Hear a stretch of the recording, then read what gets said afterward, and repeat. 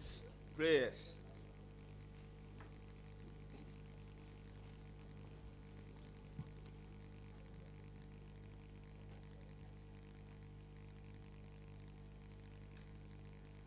Almighty God, we humbly beseech thee to look with favor upon this Parliament of the Republic of Ghana.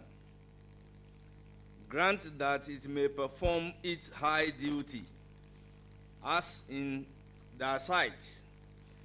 Give divine guidance to the President of the Republic of Ghana, endow members of Parliament and ministers of state with discernment and vision, integrity and courage, that through the labors of government, this land and people may be well and truly served, and their good purposes for the common human life be realized in our midst.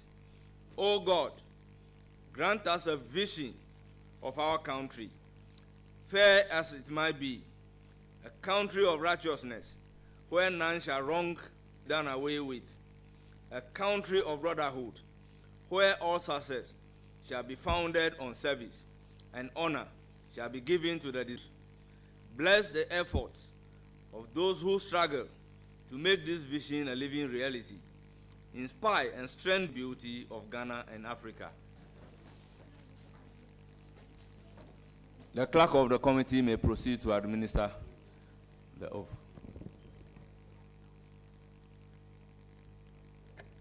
I hereby take the nominee through the affirmation oath. I, Muntaka Mohammed, Solemnly affirm that the evidence I shall give before this committee, solemnly affirm, shall be the truth, the whole truth, the whole truth, and nothing but the truth. and nothing but the truth. So do I affirm. So do I affirm. Thank you very much. Thank you.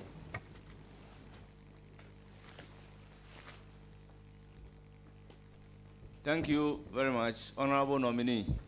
May you, in 3 minutes, tell us about yourself. Thank you very much, Mr. Chairman. Thank you, colleagues, members of Parliament. Thank you, everyone here and those watching us from home and abroad. Mr. Chairman, started school, then completed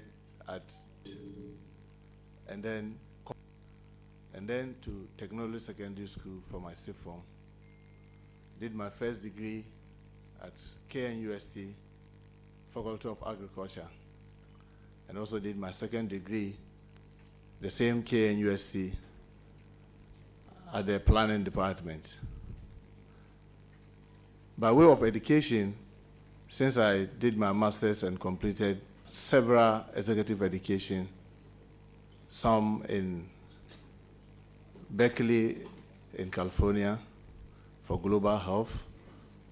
I've had about 4 different executive education at Kennedy School, notably National International and others at RIPA.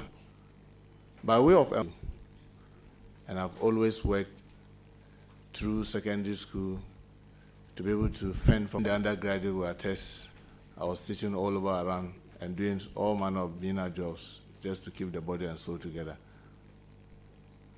After graduating, or after the A-level, my first national service was at Abodom in the Bekwai district. And then my second, I started when I got employment with Ejimapa Bias Limited, a licensed cocoa buying firm, where I rose through the rank to be the head of research monitoring and evaluation. And then I joined Parliament in 2005. When sports in 2009, which was very brief.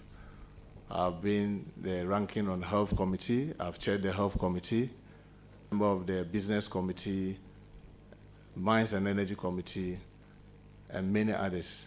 I got the privilege to be one of and monitoring and finance at the Pan-African Parliament. I've been the government whip in 2013 to 2016, and also being the minority whip between 2017 to February 2023.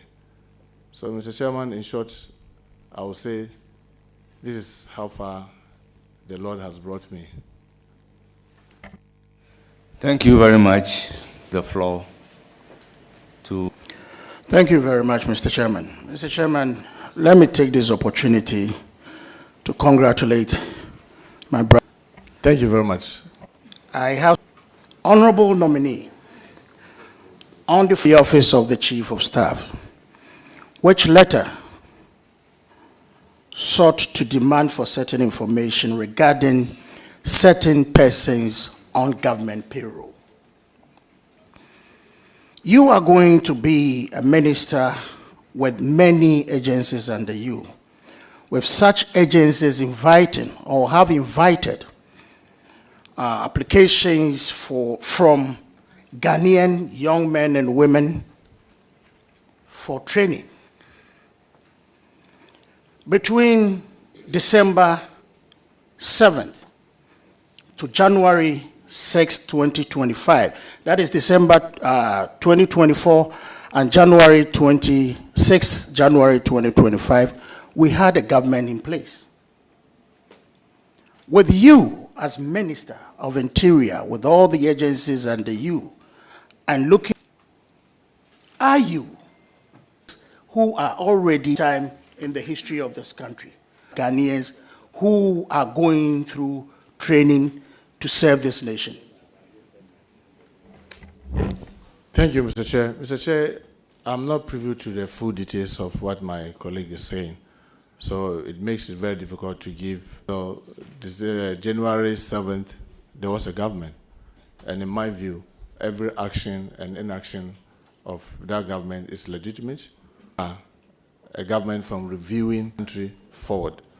So because I don't have the details and the fine details of what you are talking, it may be very difficult for me to give very specific answers. But what I know is that if a government takes an action which is legitimate, obviously another government too has every right to be able to, because if there is in the best interest of the country, you act, you'll be acting right. Thank you, Mr. Chair. Giving me the assurance. Yeah, this is a follow-up. Yes, yes. The assurance that government indeed is continuous. And I believe strongly that whatever review will be done in the best interest of our... In terms of fairness and in recruitment, would you say that regional quotas being given on regional basis to ensure fairness and balance is a good thing? As a minister designate for the Ministry of Interior, would you promote quota system on regional basis to ensure fairness and balance? Thank you, Mr. You can't doubt the prisons and the like. Maybe 30, 40 years, or since we started this Fourth Republican Constitution, how have we done it? Has it served the purpose? If there are lapses, we'll look at it and review them in the best interest of the country. But to sit here and assure you that, oh, we'll do it based on regional, then maybe we'll go and then people will say, can we? It may be very difficult for me to give you a specific answer for the average Ghanaian. And it requires a review of the process. How do we do it? How do we do it so that it will meet the best standard? Because remember, and I know that if you leave it to the whims and caprices, only the majority will have it, and they will deny the fewer minorities. But remember, in the security services, you are talking about lives and protection of all of us. Because the simple mandate of the security agencies is to prevent crime, ensure law and order, and protect the average citizen in his or her going about doing their dutiful duties. So I can assure you that with this crop of expertise that we have in the ministry, we'll sit down and look at how best to approach this recruitment process so that at least, even if we are not able to perfect it, to make it better than it is now. Thank you, Mr. Chair. Thank you very much. I recognize the minority people on a follow-up question. Subject matter raised by there is a lot of murmuring and whispering on same subject matter. Your answers portends as a patriotic citizen, and I have no doubt. However, His Excellency the President, then candidate, made a lot of promises on review. He spoke to the free SHS and he said possibly it was going to be reviewed.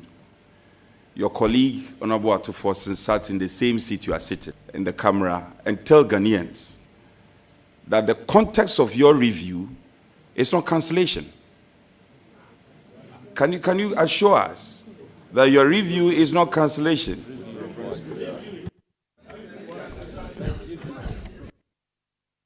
I'm asking, Mr. Chair, probably I should rephrase my question. My question to you, my good friend, is, can you elucidate on your review? This review has been used by many of your colleagues. Does your review means cancellation? Can you assure us that the review doesn't mean cancellation? This is a simple. Thank you very much. May we proceed to answer the question. Thank you, Mr. With Chair. respect to... Yes, my honorable colleague answer a question is legitimate. What if we go and we are reviewing and we realize that someone didn't even go to school and he's been put in there? Will you recommend that that person should be allowed to continue? Or immigration or something that requires specific, to give you a very definite answer will not even be fair to yourself, because then I'll be doing simply, I meant it, and I'm not going to deceive you. I will be acting on behalf of His Excellency. If you check our manifesto, specifically on paragraph 182, he said that we need to do everything humanly possible to put away excessive partisanship in the recruitment process. So all these things are things that we'll look at with the aspects that have been in the police service, whether prison service, the national service, fire service, and all the agencies. Some of them have been there for 3 decades. They've learned so much. They've seen it come and go. Something that will meet the expectation of the majority of us. Instead of maybe whitewashing or sitting here when I don't have all the details to promise you something, then only go to the ministry and realize that. So I'll be grateful that, you know me, we've worked together, we've done a lot of things together with all humility. Thank you. Any further question, Honorable Amankwa? Thank you, Mr. Chairman. Honorable nominee, I believe I've just been told that I have one last question. And it borders on promotion. There have been complaints from a lot of officers, i.e. police and the rest, of officers not being promoted on time. Officers are not transferred also on time. People are left to stay at one unit, one place for a very long time, not creating the room for others to also go through the meal. As the minister designate for the ministry, and if there is the need for an officer to be transferred, that officer is transferred so that we can have, that vibrancy in the system. Thank you. Thank you, Mr. Chair. Mr. Chair, I can assure my colleague that these are some of the comments I've also heard about this same promotion, and it's worth experts in their own field, and we'll definitely have to look at. One of the things yesterday when I was taking briefing from some of the security heads were that, for example, when the regulation says you should stay in a place at least 4 years, it can go beyond 4 years, mechanically be moved to the next level. Vacancies that they have, you could see that, yes, there are some places where people need to fill. But one of the things that I also heard, which I will look into real details, is that almost everyone, especially where I sit now, I'm a designate and I don't have all the full facts, but it is a lot of concern that I've also. I believe that we need to codify the processes, document them. I've worked largely in the private sector. You know that annually you'll be reviewed, you'll be assessed, and the assessment will be shown to you. So the way sometimes our security services, I don't know how we'll be able to do it, but like I said, because they are experts who can learn from, then everybody just wake up, oh, it is time for promotion, then we'll all get promoted. I don't think that itself encourages people to give in their best. So we'll look at how to do it in a way that it doesn't demotivate the men and women, but also make sure that it is 2 years and get promotion. Because of some terms in Parliament, this is how it can happen. If I'm able to do A, B, C, D, this is the benefit that I can get. I'm sure when we are able to put all those things on paper and it is known and people are educated very well on it, when those promotions are happening, I'm sure people will be largely satisfied. Thank you, Chair. Thank you very much. Thank you very much, Mr. Chairman. I would like to follow up on the last question. Yes, just a little advice. Yes, yes, just a follow up. A follow up. Yes, yes. Mind of the nominee to the police service policy.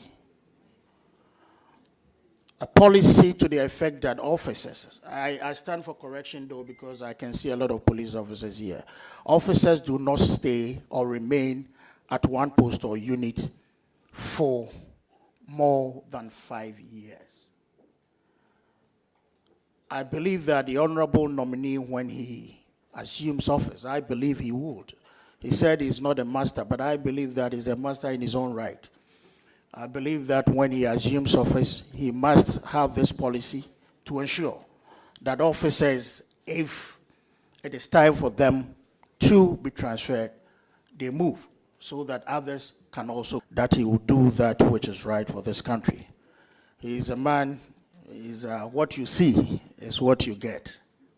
What I will simply say is that, for example, because he's mentioned the police, there are 3 tiers of 3 groups within the police service. And as you may know from article 200 all the way to 205, where it talks about the Ghana Police Service, it is from ACP upwards. That's Assistant Commissioner of Police upwards.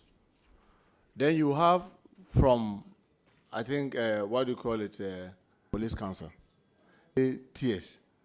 Some largely are not in the hands of the senior men. But like you rightly said, these are things that is worth looking into. And I can assure you, my honorable colleague, I will ensure that fairness and equity. To give the floor to Honorable Dominic Nitiwul.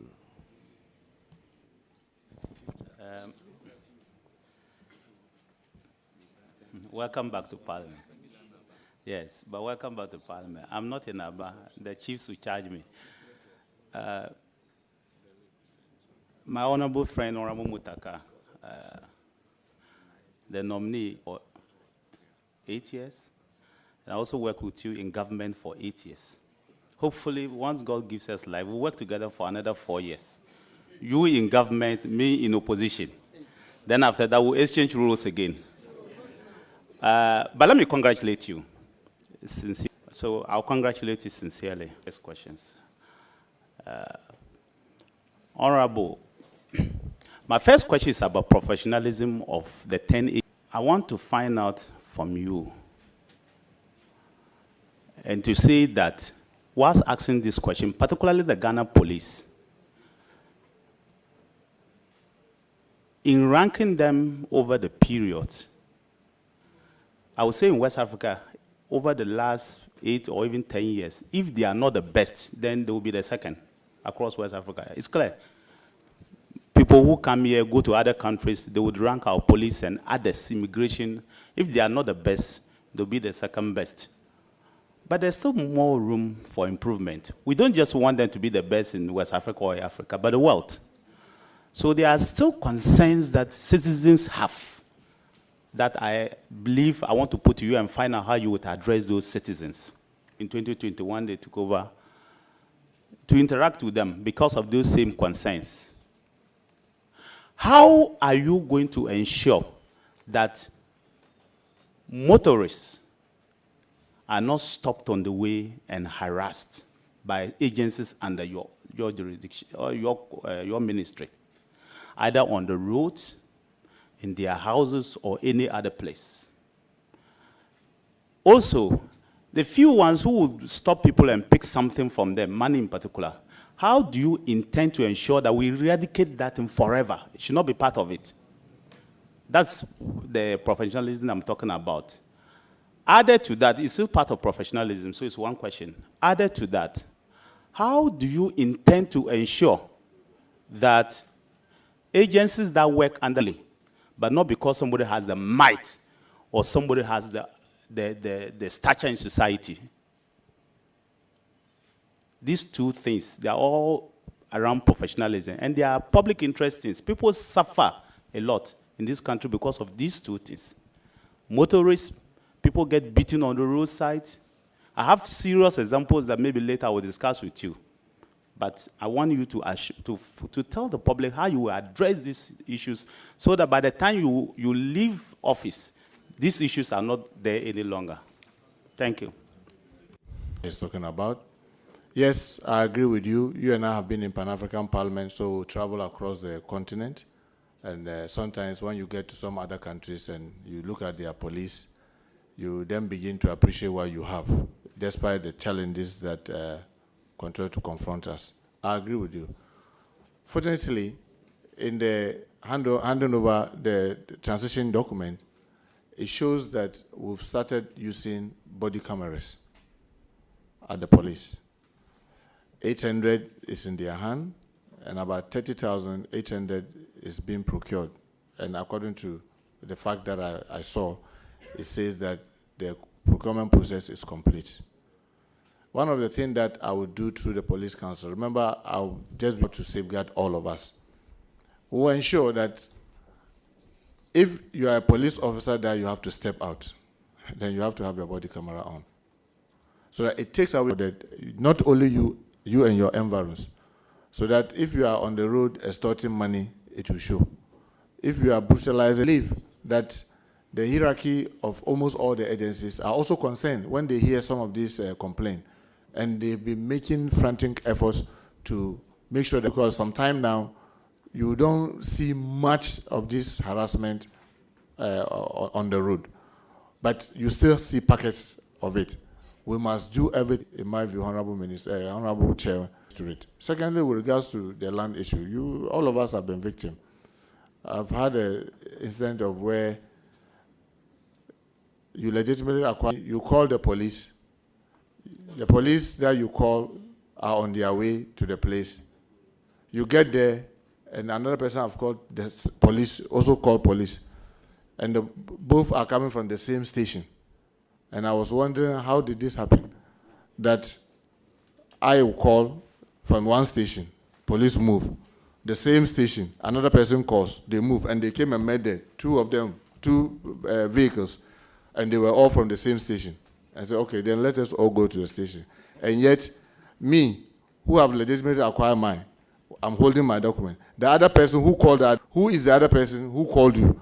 Oh, no, that one, you see, I cannot divulge that to you. I said, what is that? And then, so what you are saying is a legitimate thing. And you've seen people lose their legitimate land. And I mean, with this land, I believe that, Mr. Chair, I know when the Minister for Lands, the nominee for lands comes here, Chair is aware of this, where he bought the very land that I said I bought in 1995, but he paid the monies in Ghana cedis. When in 1995, we didn't have Ghana cedis. And that's how the person got caught. Because he said he paid it in Ghana cedis. And in 1999, there was no Ghana cedis. So you see these things are really happening. But like you rightly said, with professionalism, these are experts. I would demand that the professionalism, that the standard that they've set for themselves, they should hold themselves to it. And I can assure you, honorable colleague, that I know it's not going to be easy, because that will require change of attitude, change of behavior, a mindset. But we'll dare and make effort to get them to be professional. And I'm sure once they are professional, most of these things, even if they don't fizzle away, you will have very minimum of it. Thank you very much, Chair. Thank you. Any further questions? Yes, just all your agencies have it. But will you consider setting up a complaints unit under your ministry itself and uplift you to the status of a director, where citizens can go and complain direct without being intimidated, or they have that feeling that they will be intimidated? If there's not one, will you consider doing that? Mr. Chairman, I mean, this is a very legitimate thing. I have had that serious concern. You know, currently what the police, what they do is that they, when something happens, then the police themselves will say they have the police professional, what do you call it? They have the PIPs, where they will be investigating the issue. I believe that we need to have an independent body that composed with other persons, not necessarily police alone, investigating these complaints. The Standard Bureau, the Independent Police Standard Bureau, that we've seen in other jurisdictions. We need to be able to do that. And together with the hierarchy of the police administration, we'll take steps to do that. And Mr. Chair, and then I remember the then Minister of Interior came to Parliament and said, Honorable Muntaka, we are going to investigate. I say, I've had many of that have been investigated, chaired by a High Court judge. And the results was different, because it came out that they were not armed robbers, they were just killed. And we had to even pay compensation. So there are examples of when we insist that the police alone should not investigate, actions have been taken. I must also admit, there have been instances where the police themselves also investigated alone and have been able to find culprits and punish them in other jurisdictions. It will put the trust of the ordinary citizen more to be able to call and make the complaint than just to leave it with the police. And not only the police, it's the same with the prisons, the same with the National Fire Service, the same with immigration and other agencies that are under the Ministry of Interior. So I can assure my colleague that we'll do that. But whether to do it in the ministry, bodies that are well trained and they are experts in what is right. Once we get them to, I doubt whether it will be useful to have it at the ministry, where if something happens in the prison, you call the ministry. If something happens at the fire service, you call the ministry. At Nadmo, you call the ministry. At all the other, call the ministry. I think it may be too difficult, unwieldy. But we can get these institutions to do that and make sure that those committees or bureaus that they may set will be working and working effectively. Thank you very much, Chair. Thank you. Any further questions? No. So the second question so the second question is also a public interest question. Ghana has been consistently ranked by many organizations to be the second most peaceful country in West Africa over the last 5 years. It tells you that agencies under your watch and others who work with them are doing a very, very good job. The public will want to know from you, or I want to know from you, what steps does not regress backwards to those olden days when people are afraid to sleep in their houses, people are scared because maybe armed robbers are coming to attack them, or highway robbery will be on the increase? And secondly, how will you ensure that the country, Ghana, is still the destination for many, many people because it's peaceful? Because that's what we sell. We don't have the population like other countries, but we sell ourselves because we are very peaceful people. And our country has been peaceful. People go out and cry in the night, they are okay. I want to find out how you, because I want to know the specific steps you are going to take, including steps to ensure that morale within the services are high. Thank you very much, Mr. Chair. I will start with the second. Morale, once their morale is high, Finance Minister, that he will be able to rook in more money. If the agencies under the ministry that I'm going to be at, ensure that we're able to support them with their emolument, allowances, and what have you. But I know morale is not only about money. It's where everybody believes that I'll be treated right. Even when I go wrong, when I'm going to be punished, it will be measured. It will be based on the level of my mistake or my crime. It will raise the morale of people. So I'll be looking at that, and I'll come to the specific things. Honorable colleague, you are the defense minister. I keep saying this. And you know we have the, I'm talking about where, by the grace of God, if this committee approves of me, with my team, ours is to ensure our internal safety. And you know that land borders strategy for the Ghana Immigration Service. We need to have the narcotic control framework for the Narcotic Control Board. We need to have the small arms and live weapons strategy for managing small arms and guns. We need to be able to have a national strategy for the prisons, the National Fire Service, fire preventive strategy. These are the specific things that I will task my team, that everyone who is heading his area should ensure that that strategy is in place and that strategy is being followed. If we can have that strategy, which is there, and I know you have been at the Defense Ministry and you've done a lot of work already, and the document is there. I, as a member of the team, will just be coordinating to ensure that all the team members are doing their work right, and we'll have a timetable that shows at every point in time where we should be with our strategy and what they are doing specifically within that strategy, and periodically review and monitor progress. Once we're able to do this, Chairman, I can assure you we'll remain safe. People will be willing to come and invest in our country. There will be better opportunities, things that we'll do to make sure that every one of them, Nadmo, will have, that's the National Disaster Management Organization, their strategy on prevention. How do we, when disaster happens, when emergencies come, what do we do? All those things will make sure that it's in place and be monitoring to make sure that they are following through. Once we do this, Mr. Chair, I'm sure we'll be safer and our country will remain safe. Thank you. The security, the reason why I asked about this is also because of the happenings of late where young men, the nominee. The last question I want to find out from you has to do with the recruitment. There are many people out there who think, wrongly do, that, oh, you don't need certificate to enter any of the security service. You can just go, just work for a political party, and you go, you can be recruited. I'll recruit our boys, do this. I want to ask you a specific question. Will you recruit unqualified people into the Ghana Police Service, into the Ghana Immigration Service, into the Fire Service, and other security services? Unqualified persons, no, no, no. Thank you very much. Thank you. Honourable members, I will give the floor to Honourable Mahama Shaibu. You have the floor. Mr. Chairman, I'm most grateful. Leader, Honorable Nominee, congratulations. Thank you very much. Ethical agencies of safekeeping in recent times to meet the very basic responsibilities they are charged with. Thank you. Thank you, Mr. Chair. Prison reform strategy.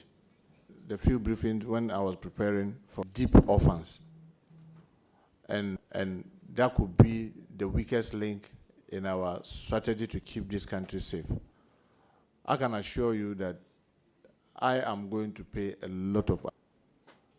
One of the things, if you look at, change the name from corrections so that even the mindset may begin to change. But I can tell you in East Africa, Kenya, where they are using private partnership. I'm reliably informed that when you go to Kenya, every number plate that you see on a car is coming from the inmates, because they give opportunity for industry to build these factories within the prison. It serves multiple purposes. Training of inmates, it gives them skills. Payment that are made are not as if the factory was set up outside. This is an area that we need to look at, because then someone prison, for example, has vast land. You go to Ankafu, there's vast land. If we are able to do what they are doing, it is going to help them, because currently, even feeding, sometimes when I heard it yesterday, I was shocked. The rationing for a prisoner in Ghana is 1 cedi, 80 pesos for the whole day. 1 cedi 80 pesos. And I doubt, with the greatest respect to these members of the committee and those listening to us, even the cats and dogs in our houses, how much food do we give them? That will put our own compatriots, because of one mistake or the other, in trying to correct them, we feed them with 1 cedi 80 pesos and expect that they will not have communicable diseases, they will not have skin diseases, they will look healthy, they will come out reformed. No. We are rather putting them in an area where we are expecting them to come out more criminal than they went in. And that is why I was giving, Mr. Chairman, this committee the assurance that I will pay attention. And let me also take the opportunity, Mr. Chairman, to thank the Pentecost Prison Service.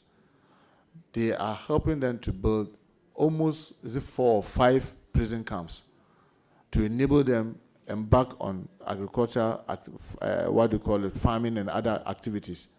Had it not been the prison agriculture project, I doubt even if we will not have the huge crisis in our hand, because the prisoners will wake up and there will be no food. And I can imagine how many prison officers we have that can prevent them from crashing the gate. So I think it's a very serious thing, and I assure my colleague I'll pay attention to it. The other thing is that you remember His Excellency John Dramani Mahama, the last time he had the opportunity between 2013 and 16 or 17, this to separate remand prisoners from the main prisons.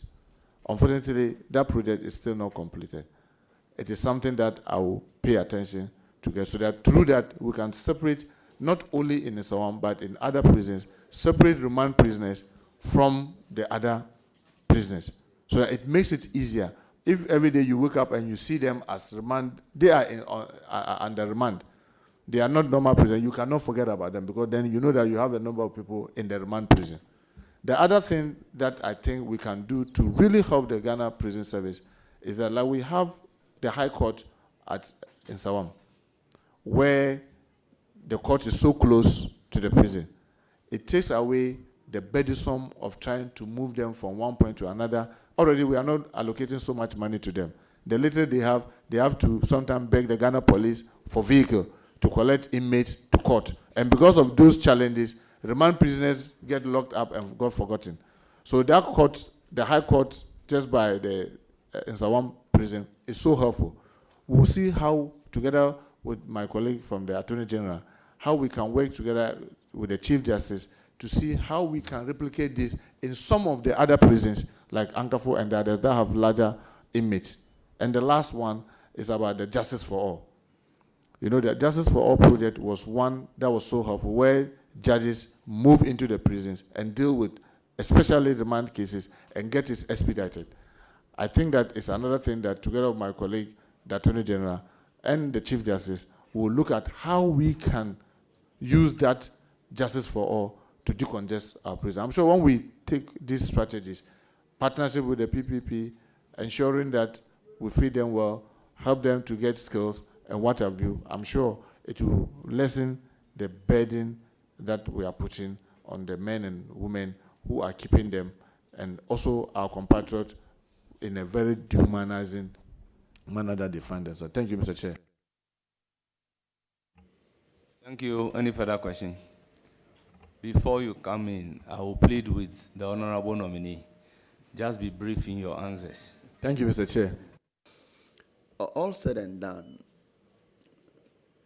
except and unless you are incarcerated life in prison, you will eventually come out. Reintegration has been a big challenge for most prisoners who are out of prison. Because of societal norms, they find it difficult to even live within the same community they were picked up. What plans would you have to promote a process of rehab, reintegrating prisoners into society when they are out of prison? Thank you. Thank you, Mr. Chair. Mr. Chair, we work multi-sectorial. especially with the national media, what do you call it? There's the National Media Commission, the NCCE, National Commission for Civic Education. Because sometimes, what we are saying, you will never know how real it is until it's getting to someone closer to you. I remember when we were young, one of our relatives was sent to the Kumasi prisons. I think he did about 3 years or 4 years. When he finished his sentence, and then my late father went and brought him home. It's like as if our father has brought some kind of demon in the house. He was killed by but when he came back to the Minister for Education, because you see, when you come out and you have a skill, even if those whom are not really welcoming, but you can find a job and every day get up and go, it minimizes the trauma that you are going through. I think together with this, we'll see huge improvement in the kind of stigma that goes with just being a prisoner. Thank you, Mr. Chair. Thank you very much. Your very last question. Very much so, Mr. Chairman. Leader, I know you already mentioned feeding. 1.8 Ghana cedis, woefully inadequate. Indeed, you cannot even buy an egg. That is really serious. Now, tied to that one is overcrowding, and you also touched on it a little bit. But tell us, apart from the churches that you have applauded for coming in to help as part of their corporate social responsibility, what plans would you have in tackling these two issues? And on that note, let me wish you... Other organizations, Muslim organizations, other Christian organizations, other non-governmental organizations, to that if we continue to rely on GOG, we will only be talking about the problem. We will never be able to deal with it because of how tight the kitty is. They find themselves there, and we are willing to public-private partnership. I know that most prisons in America are private. People build a prison, and the government rents. And do not tamper with the national security strategy. They build it to meet the standard, and then government rents. That is a possibility. Some of the agencies I've seen in the briefing, this is also an area that we can also exploit. Because then we will then be able to get these things built either through our own benevolence or through this public-private partnership and decongest. And then also, you know, the prisons are in categories. We have maximum, medium, and whatever. We need to be able to do the separations very well, or for lack of better word, and it's not congested. But you come to Nsawam, it's so packed or Kumasi. Meanwhile, the kind of prisoners that you can keep in Nigeria, some are in Kumasi prison, and you are keeping them in Kumasi prison, where the place is congested.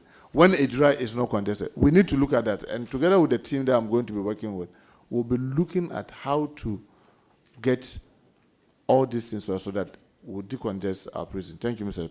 Chair. Thank you very much. I will now give the floor to Rita Naudole Soa.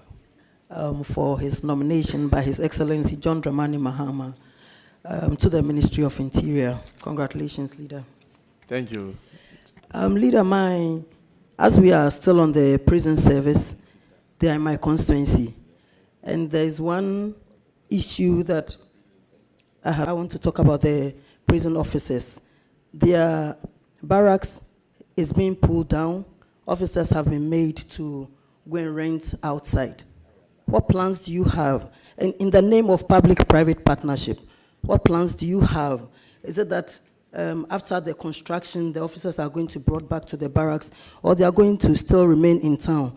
Because sometimes they have to work late in the night, and I believe being in the barracks will be a good thing for them. So what plans? Well, thank you very much. What we are talking about is public-private partnership, is that before where the officers will move in, before they will even come and demolish this one. So if you have a situation where that has not been done and yet they are pulling down, then I think that may be wrong. But I will not be able to say tentatively what you are saying, it's whether it's accurate or it's not accurate, but it is worth looking into, and I can assure you that I will definitely look into that, Chair. Thank you. Thank you, Chairman. My second one is, what measures will you implement to ensure fire service responds promptly and effectively to fire emergencies? My reason for asking this one, recently in Saboba Senior High School, there was a fire outbreak in the girls' dormitory. I watched on TV and I was very sad because the fire service went in there and their equipments were not working. And so they had to rely on buckets of wood place to ensure that the fire turned properly to serve us well. Thank you. Thank you, Chair. This is another orphan within the team. In the team that I'm going to be part, this is one of the serious orphans. And I can assure you that when I was taking the brief, I felt very sad. Well, as all of us know, just as fire is good to cook, fire is also good to destroy. And the bottom line is that once every morning we wake up and we pray, everything will be okay. We do not just don't want to follow through with our strategy of what if there's fire. I've started to do this, the assignment that you are doing severally. May God forbid, if now we hear a bomb, you just only hear Ajay and we'll all be scattered. Nobody will know where to pass. Nobody is telling us even where we are. In case there's an emergency, where to pass. There are no signs, there are nothing. Most of the extinguishers that you may see around, are they really working? Nobody knows. Until there's fire, then you go and lift it and realize that it is empty. Because we are not following through with the national strategy on fire prevention. You notice is that in the briefing, I realized that since 2015, thereabout, 2015, 2016, thereabout, government has not been able to procure any major equipment, apart from just about 3 hydraulic, what do you call it, ladders. No fire tender has been procured in the last 9 or 10, almost 10 years. So what it means is that you and I are using vehicles. Even our vehicles that do not carry the kind of load that their work, kind of virtually, for lack of better word, obsolete equipment that we've left them with. And we expect them to be able to use it.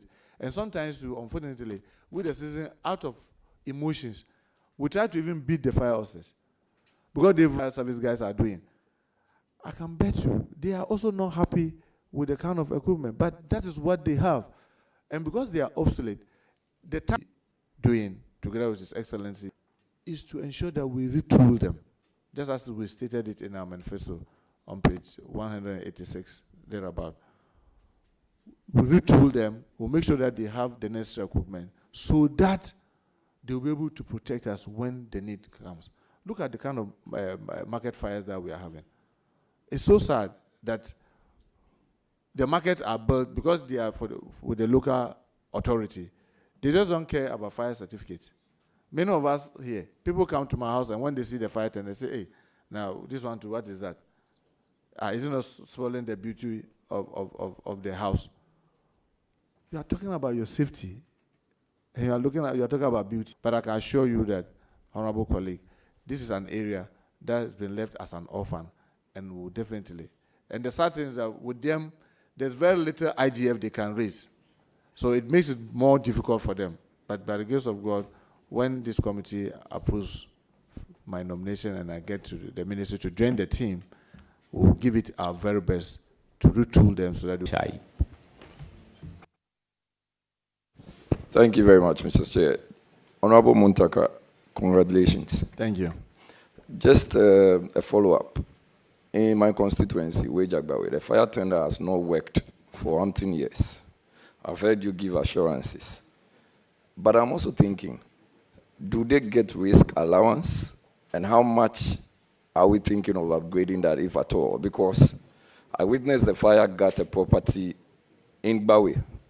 We had to call the next constituency, Anyasotrum, to furnish us with their tender. At the time the tender came, ensure that this is properly and comprehensively taken care of.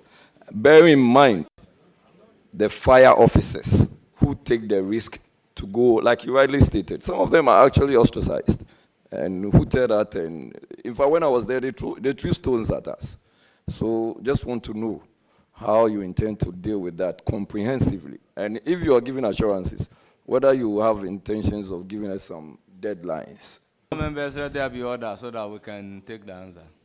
Thank you, Mr. Chair. Mr. Chair, I really wish I could give assurance and even give timelines.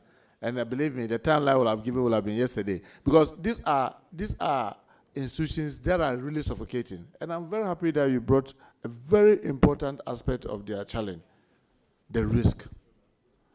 Officers are dying because of inhalation of substance. What do you call it? And when they do this to protect us, we don't even forget that we need to even take care of them. If you care to know, the Ghana National Fire Service do not even have a clinic of their own. They fall on the Ghana Police and the Ghana Health Service. And sometimes the bills, because of the refund bill, the delay in releases, these hospitals do not even want to receive them. So imagine a fire officer wakes up from his house, just like you and I have done, come to work, go to risk his or her life to try to more hair. They try to go and borrow money to get other help in other places. It takes months for us to refund. So one of the things that I can assure you is that because we have part of the national security strategy, almost all these things that are in there, like the answer that I gave earlier, I will ensure that we follow through. The team members, everybody should follow through with what is in the strategy. Because if we follow the strategy, we will not be sitting here talking about some of the things that, because... Thank you very much. Your last question. Thank you very much, Mr. Chairman. Honorable nominee, my leader, having worked with you for 4 years in Parliament, I believe you in your interpersonal skills, and I know it's going to come to bear when you go to the ministry.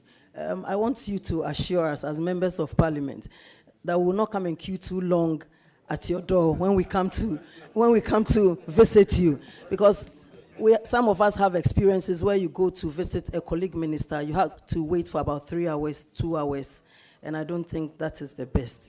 And so on that note, I want to wish you congratulations and the very best on your new appointment. Thank you. Thank you very much, Mr. Chair. I'm sure everyone around this table who have been in this house for the past 4 or 8 or 12, or when I was government whip and whip, no MP knocks on my door. The instruction from my secretary is that when MP comes, that is not your business. Whatever I'm doing in there, you let the business of my secretary to tell the MP to wait. I can tell you and assure you, my sister and colleague, I will take this same attitude to the ministry. When you come to my office, you will not have to wait. If you have to wait, maybe it's because you yourself will see that I'm doing something, and I'll be able to give you time that if you have to go and come, but not to just come and the secretary will just tell you, wait, because instructions I always give. Just as when I was the chief whip, the instruction is that no MP comes and you, secretary, tell the MP what to do. Whatever I'm doing, if I tell the MP, oh, I may be done in an hour, I may be done in 30 minutes, I'll be done in 2 hours, then the MP decide, oh, then, honorable, I'll go and come, or I'll wait, but not for you to let the MP be waiting when I don't even know. That assurance I can give you. Thank you, Chair. Thank you very much. I will now give the floor to Honorable Patrick Yaubuama. Thank you very much, Chair, and congratulations. And Thank leader. you. And the Patrick. Leader, let's do some business with the Narcotics Control Commission. Business of Medicinal Cannabis Act. And it give effect. Ghanaians and the world will want to understand your strategies on land law towards the realization of X to... Mr. Chair, I'm very aware of this, the bill. I remember the controversy that took us to even the Supreme Court, and then we came back to fix it. And it was level of the regulation that was supposed to be laid and then get the 21 sitting days. This has not been done.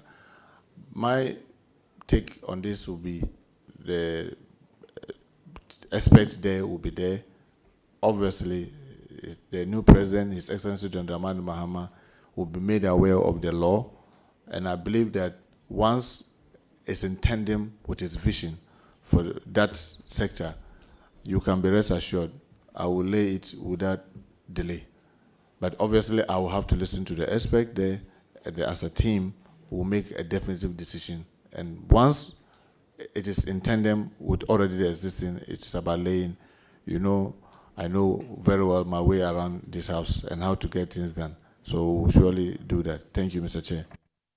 Thank you. I'm satisfied with your answers. Yes. Chairman, I don't have a follow-up on that, but I will go to my second question, which is on small arms. I have a lot of friends up north. One recently came from the States, drove to his father's village, Mr. Ndebugri's son, my mate at the law school. He said, yeah, when I get to Walwali, I have to speed and cross over to Bolga before I get to Zebila or Timonde, that's the village. There are a lot of unapproved routes, a lot of small arms in the hands of a lot of people. You talk to people, you say, when you go to Bawku, the kind of arms you find there, in Kwanta, a lot of ethnic tensions, people have all sorts of arms. I'm sure you are aware. You are going to be in charge of internal security, basically. And the Small Arms Commission will be under your care or watch. There are a lot of unapproved routes. God willing, immigration will be about some of the things you'll be doing to control the proliferation of small arms into our country. Thank you. Thank you very much, Mr. Chair. The concern of my colleague is real. It's a big threat. And if we don't watch it, it can really escalate. And you see in the areas where there are conflict, sometimes you wonder where they get the guns from. But the interesting thing is that it's been noticed that most of these guns are coming through our borders and the port. And the Commission for Small Scale and Light Weapons, their challenge is they search manually for giving us an equipment that is able to detect guns by just bringing it closer to a vehicle. But it is only one. It is only one. But look at how large our borders are. Because we have a whole long stretch with Côte d'Ivoire, Burkina Faso, and Togo. And people use this. So do, as a member of the team, when I joined the team, by the grace of God and with your approval, is to see what steps we can take to acquire more of such gadgets. So that when you stop a vehicle, immediately you go around it, you can tell that there's a gun in there and to show you specifically within the vehicle where it is. If we do that, it will help even the movement around with it. Because sometimes they use motorbikes and they hide them, conceal them around the motorbike. And then when you stop them, before you realize the person is rather sitting on it. So you don't even know where it is hidden. But if there are gadgets that can help you to do that, that will be so useful. We need to also empower the Peace Council, Mr. Chair. You see, all of us are taking the peace we have for granted. Our country is peaceful, so because of that, investors are happy to come. We are able to treat us as friends.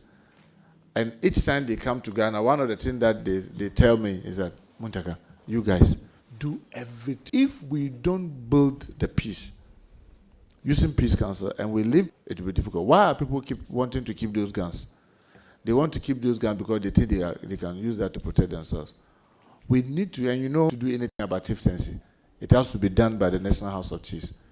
Maybe we need, if we don't build peace around us. And lastly, Mr. Chair, pump action. It is very easy. If you have, 10,000, you can buy the pump action and license it. So there's so much of only the Minister for Interior to authorize. After pump action, you can easily acquire it. But they are equally together with the aspect there, in mind with our national security strategy, we'll be putting in place to ensure that we at least minimize to the barest minimum the use of live arms. Thank you, Mr. Chair. Thank you. Hear from you. There are promotions.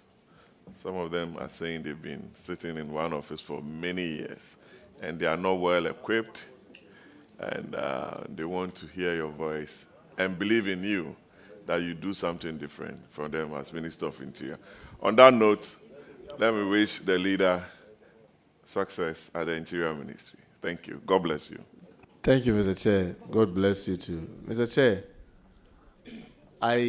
when I took the briefing and I just realized why we are having most of the challenges that we have. One, we have a national security strategy on disaster management, and we are not following through.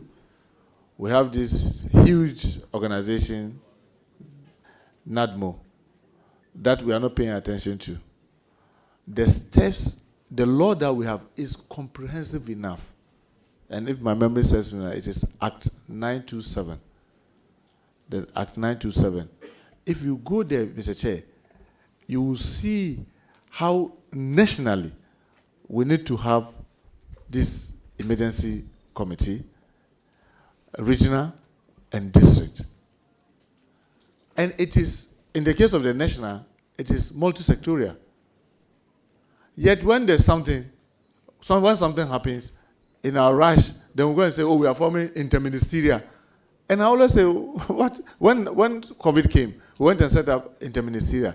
Now that was the function of Nadmo. The same thing when the spillage, Akosombo spillage happened, we went and set up interministerial. The more we do that, the more we weaken Nadmo.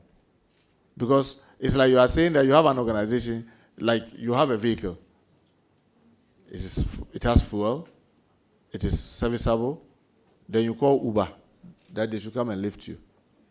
Anytime you want to go out, there's someone come and say, but what about this vehicle? Why is this for? Oh, the vehicle is good. Let me start it for you to see. You start it, it's working, you move it, but you park it. And then every day you are calling for Uber. That's what we are doing.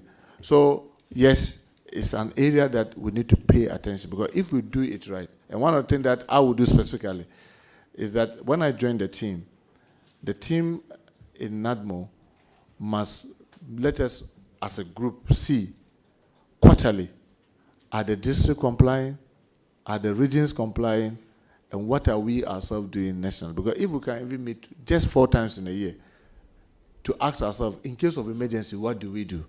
I'm sure it will be the beginning of trying to deal with it. With the staffing, it is generally a problem within the security services, where people, you heard the first questions that came about promotion, about transfers, about their condition of service. It is an area that I will engage there. If by the grace of God, this committee approves of my nomination and Parliament does so, engage the finance minister for us to appreciate that those who protect us also matter. Because if they protect us well, like I said earlier, people will be willing to invest, and then that finance ministry will make more money. So it is important that we take care of them so that their morale is high, so that they'll be able to protect us and then protect. Doctor. Thank you, Honorable, and congratulations. Thank you. My position on your qualification is consistent with Article 78 of the Constitution, except when the President, after this vetting, withdraws your nomination. I don't believe anything can stop you from being confirmed. You've been in this House for 20 plus years, your 6th term in Parliament. Yes. And therefore you are overqualified for the position. My questions are to get your views of some of the issues on small arms, promotions, and depoliticization of the services. These are the 3 categories. You worked with JICA briefly. It's not listed in your CV, if you can correct that, because it's a House of Records. And then also, you listed Minister for Youth and Sports as a leadership position instead of employment. but that is a job, so you have to correct that. In 2004, there were about 240,000 small arms usage in this country. Small arms use. It is projected that in 2024, that number will be about 5 million. That projects to about 1 in 6 Ghanaians carrying a weapon. 1 in 6 Ghanaians carrying a weapon. Honorable Patrick Boama did hint on that question, and you gave a very general answer. But I want Ghanaians to have confidence in what you can do to stem this. We don't, as you have said repeatedly, when something happens, what will happen? We don't even have enough security people to stand. And in this election, what I see before, during, and after the elections, it's not something that we should joke with. Honorable Minister, kindly give us an idea, if you can. If you can't. If you can, give us an idea what you can do. If 1 in 5 Ghanaians is carrying, or 6 Ghanaians is carrying a weapon, it's a dangerous territory. Give us an idea what you may want to do about this. Thank you, Mr. Chair. Mr. Chair, I mean, the concern of my colleagues is genuine. And like I said, you are working, I'm going to join a team that is full of experts that have long years of experience and want to do immediate is the introduction of IT to track who has been given gun and for what purpose was the gun given or approved for. Because if you can have database that is computerized, with the touch of a button, I can know maybe those of us around this table who will be the beginning to help in the national security strategy in terms of surveillance and knowing and tracking what people are using it for. As we speak, I want to believe that if, like you rightly said, you are projecting about 5 million, maybe if you go to the ministry, and I know you've worked at the National Security Ministry before, if you go there and you want to, it may shock you to know that you don't have the data that you can, who and who are truly holding it, then we'll be able to make our surveillance very effectively. Then, like I rightly said earlier, entry points, where they are, when people are moving around with it. If we have these gadgets, I'm sure it is going to help us and closer to the communities than probably maybe the small arm. Because if you look at the number of offices about the commission has, I'm sure we should be able to minimize the proliferation and also be able to track even the usage. Thank you, Mr. Chair. A follow-up on that. Yeah, before the follow-up, Honorable Nominee, we all know what being. Conscious effort to keep the answers very, very brief. Thank you very much. Dr. Brana Champong, your next question. A follow-up on that. Since we are in an operation recover mode, are you able to, when you take office, launch an operation? Because it's frightening. And this, the figure that I mentioned, the Ghana Small Arms reports that about only 50 that is registered arms. The rest are unregistered, illicit weapons. So can you launch a program? I mean, in advanced countries, they launch a program, tender in your weapon and get some cash, do this and get this thing, so that at least we can reduce the number of weapons in circulation. It's quite frightening. Thank you, Mr. Speaker. Mr. Chair, I can assure my colleague that with the team, we'll look at that because we can get maybe non-governmental organizations that may be able to support us on them. Maybe when they wanted it, the amnesty window period for that, and probably look at the exchange for cash or exchange for some kind. But like I said, when I joined the team, we have more experts there, and we'll put our heads together to see what we can do in the retrieving. Thank you, Mr. Chair. Thank you. And transfers. Promotions are usually based on time in grade and 4 years. I don't need the prompting of any person. I don't need it to look as though it's a favor from a superior. I've done my time, and promotion is due me. Except for when there's a vacancy issue at the top, which in that case, you are paid by the rank that you have achieved. I'm not sure if you understand the question. So I'm supposed to be 4 years at lieutenant. I'm still being paid as a colonel-elect, but I don't have the position to occupy. But I've bid my time.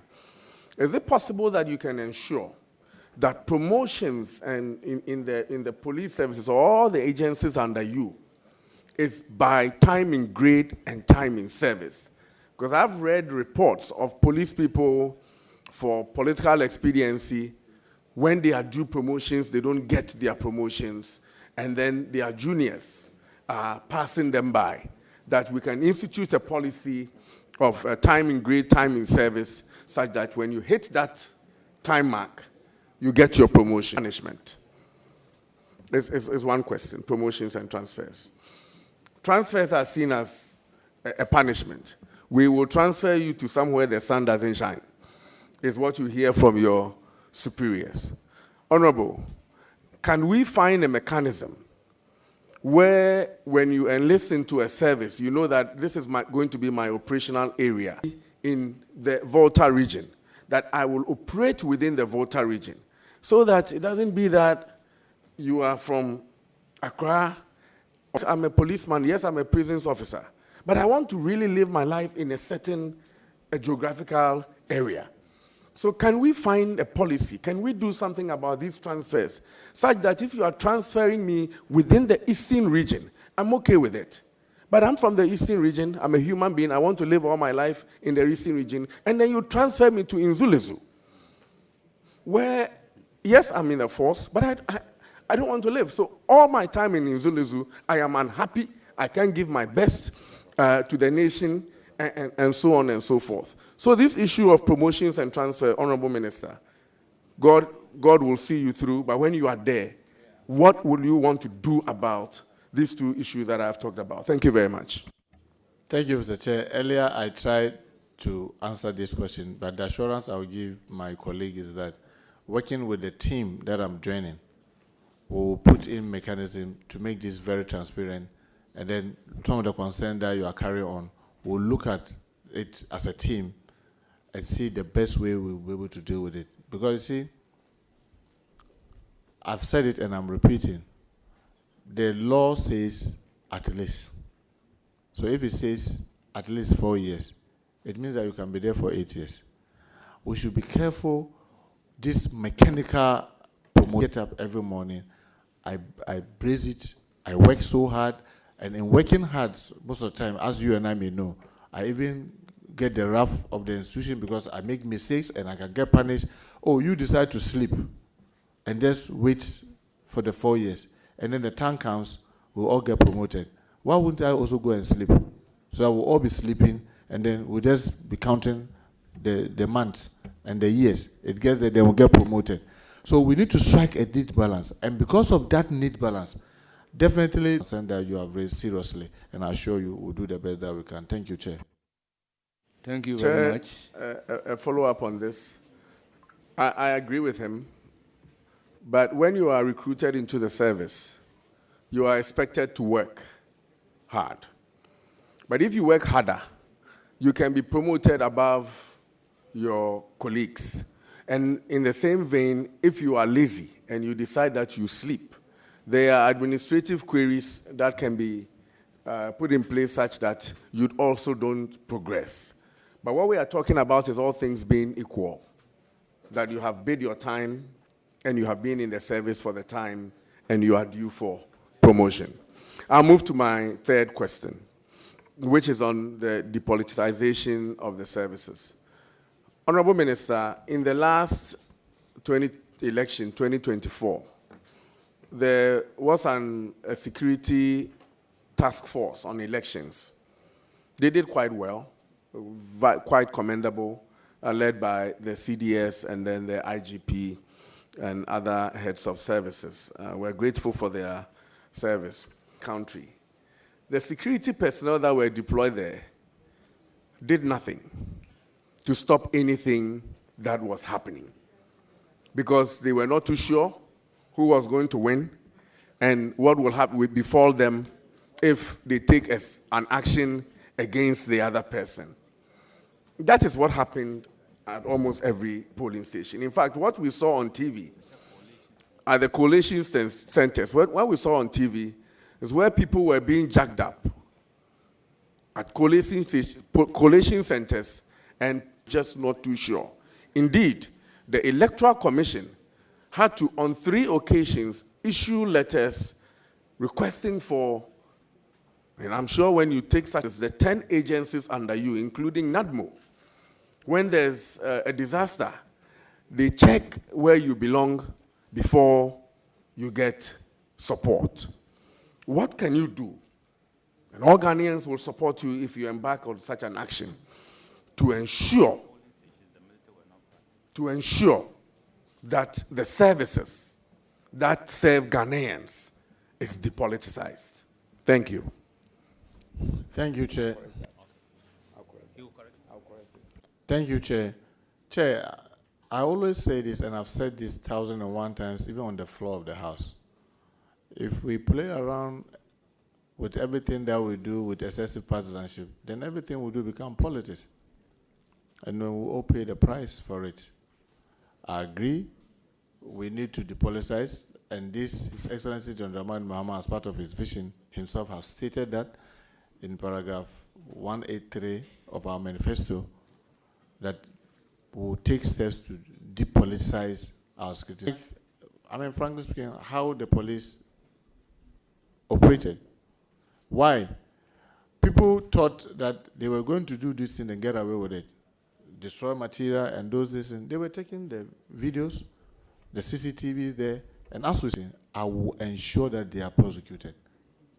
I will support the team to make sure that justice is done, so that if you know someone who had gone violently to do something, and now he's been arrested and he's been prosecuted, and he truly gets prosecuted, next time when it is going to happen, you know. Because you see, one of the things that the police did that was good was that they refused to use firearms.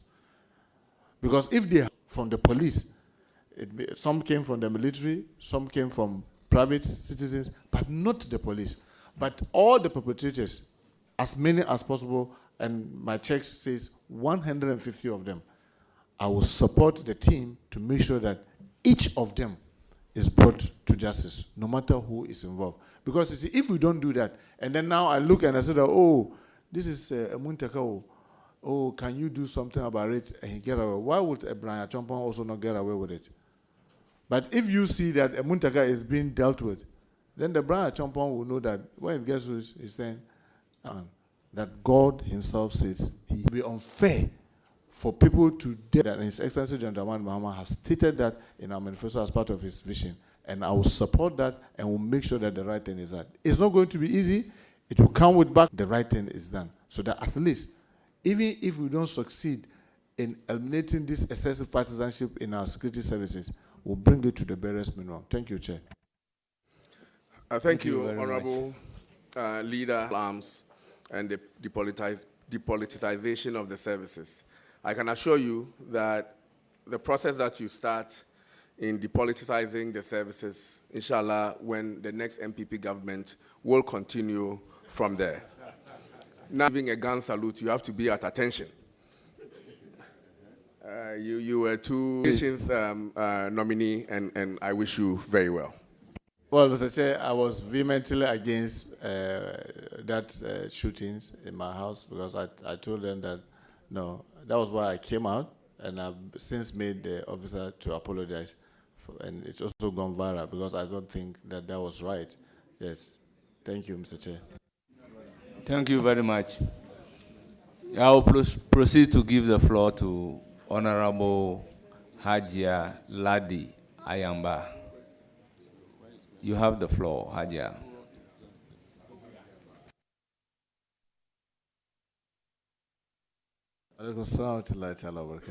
Let me and protect you, and that His will be done. Inshallah. Which is very, very relevant.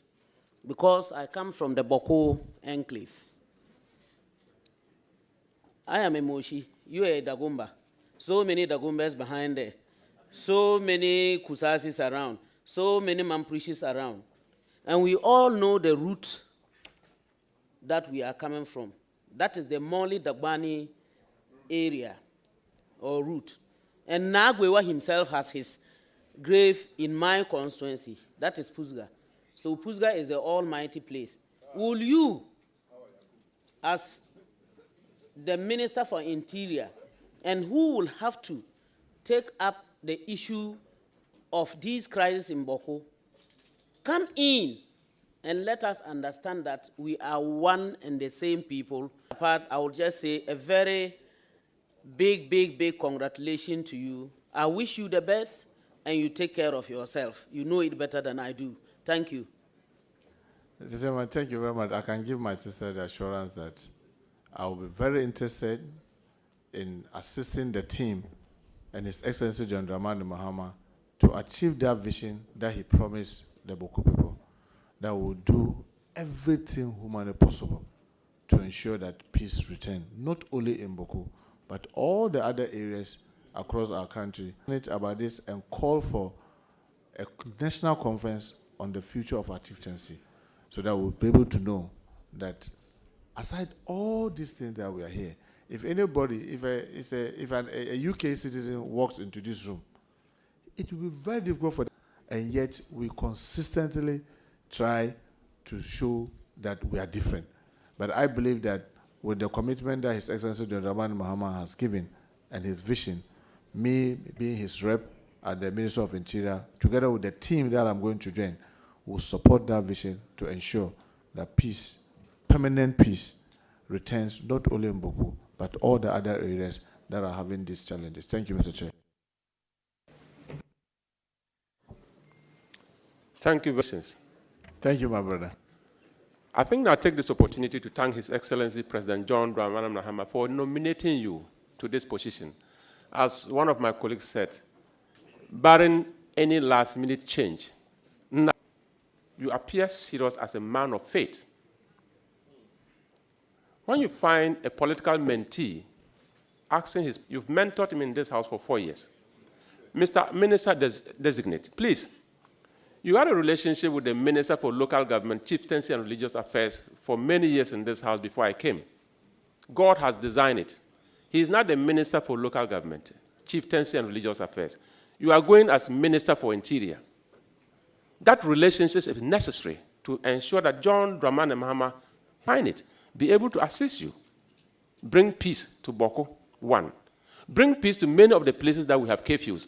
All the curfews advantage are, but tell the public, how will you leverage upon that relationship to build peace back? Thank you.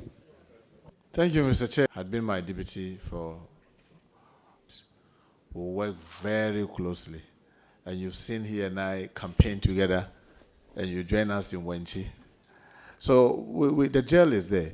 My prayer and hope is that the cordial relationship that existed between us, we are all working very hard, collaborating with even other colleagues to ensure that not only in Bawku do we have peace, but all over where there are these challenges. And like I said, because in the Constitution, Article 270, debar Parliament from even passing laws that has to do with chieftaincy, our hands seem to be tied.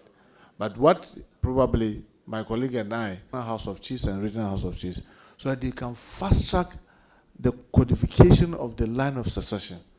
Because if the line of succession be Ajialadi, it makes it easy. It takes away the doubt where Muntaka will just come and run in between, probably because Muntaka has money, or he's coming from a bigger family, or he's coming from, for lack of a better word, a more vigorous family. So he and I work very closely to assist the National House of Chiefs fast-track this Dasantihine for the role that he's also playing. And we'll try to work very closely with him.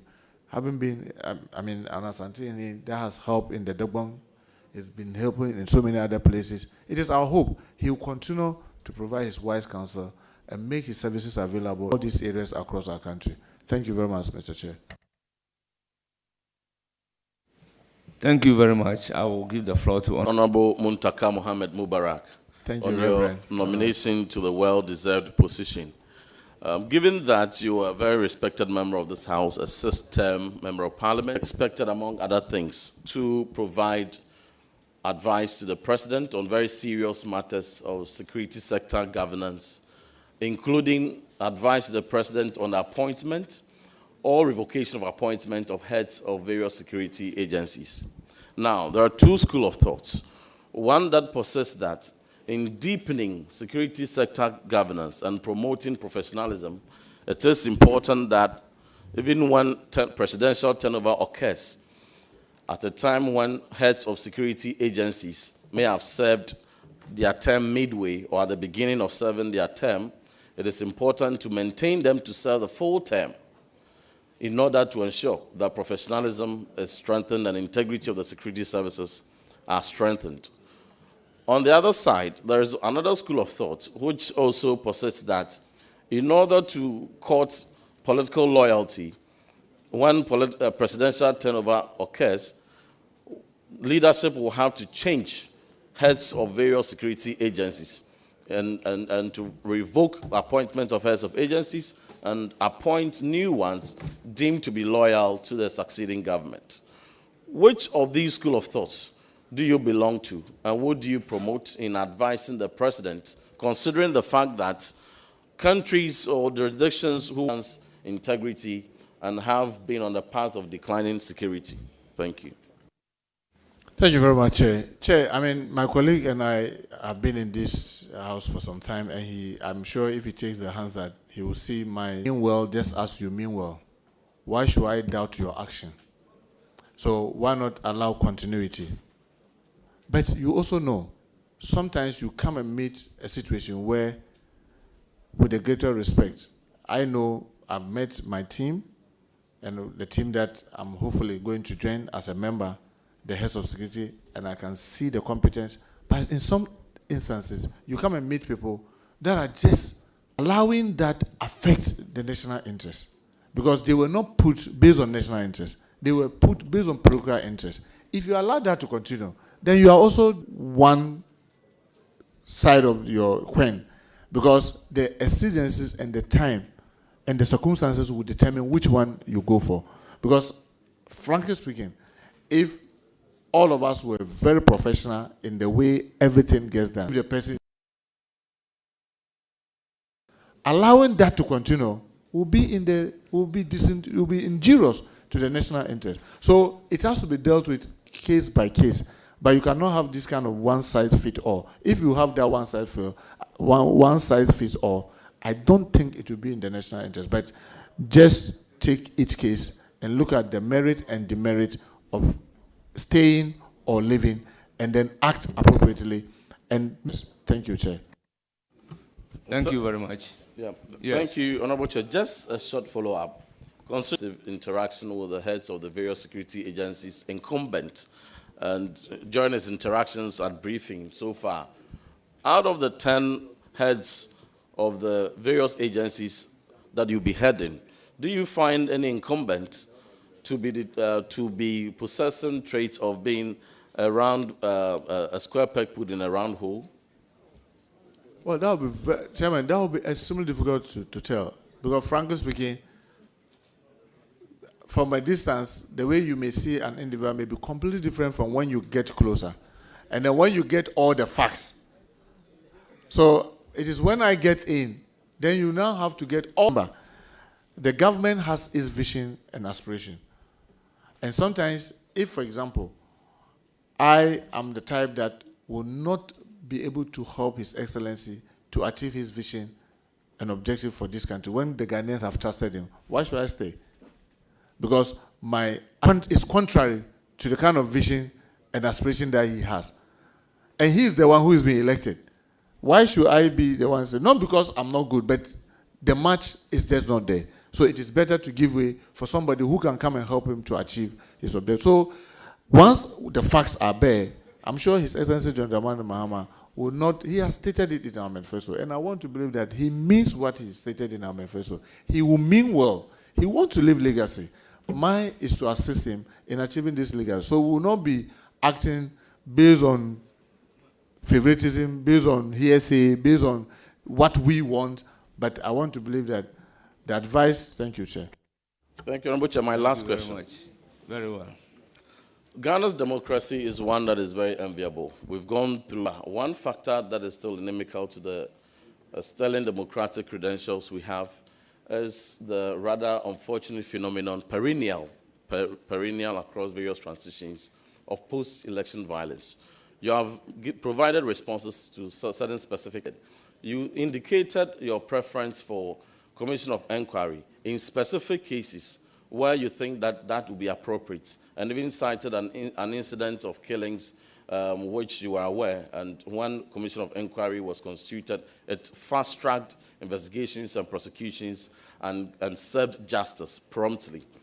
Considering the magnitude of the post-specific acts, the attack on the Anglo-Gold Ashanti or Boase mine, for instance, and certain specific killings that took place. Thank you. I wish you the very best. I have every confidence in your ability to support the president to succeed, and I know you yourself will succeed. Godspeed. Thank you very much. Thank you, Reverend. Chair, as a team that I'm going to join by the grace of God, all these things will be reviewed. But let me take this opportunity, Mr. Chair, to say, I've been around for some time. I remember very well, I was a member of the cabinet of the late President Morse, when, after winning power, he insisted that we cannot continue doing this tit for tat forever. And all of us tagged him, Father for all. I remember MMDCs even had to stay for about 6 months and all that. He sacrificed. I mean, he stood the ground. We pushed. That time, many of us were much younger with a lot of youthful exuberance. I remember in cabinet, I would say, when you do this, you yourself, in your house, they came and took cars when you were not around and harassed the second lady, President Rawlings. They did this, all that. I mean, emotionally, spoke around the cabinet table.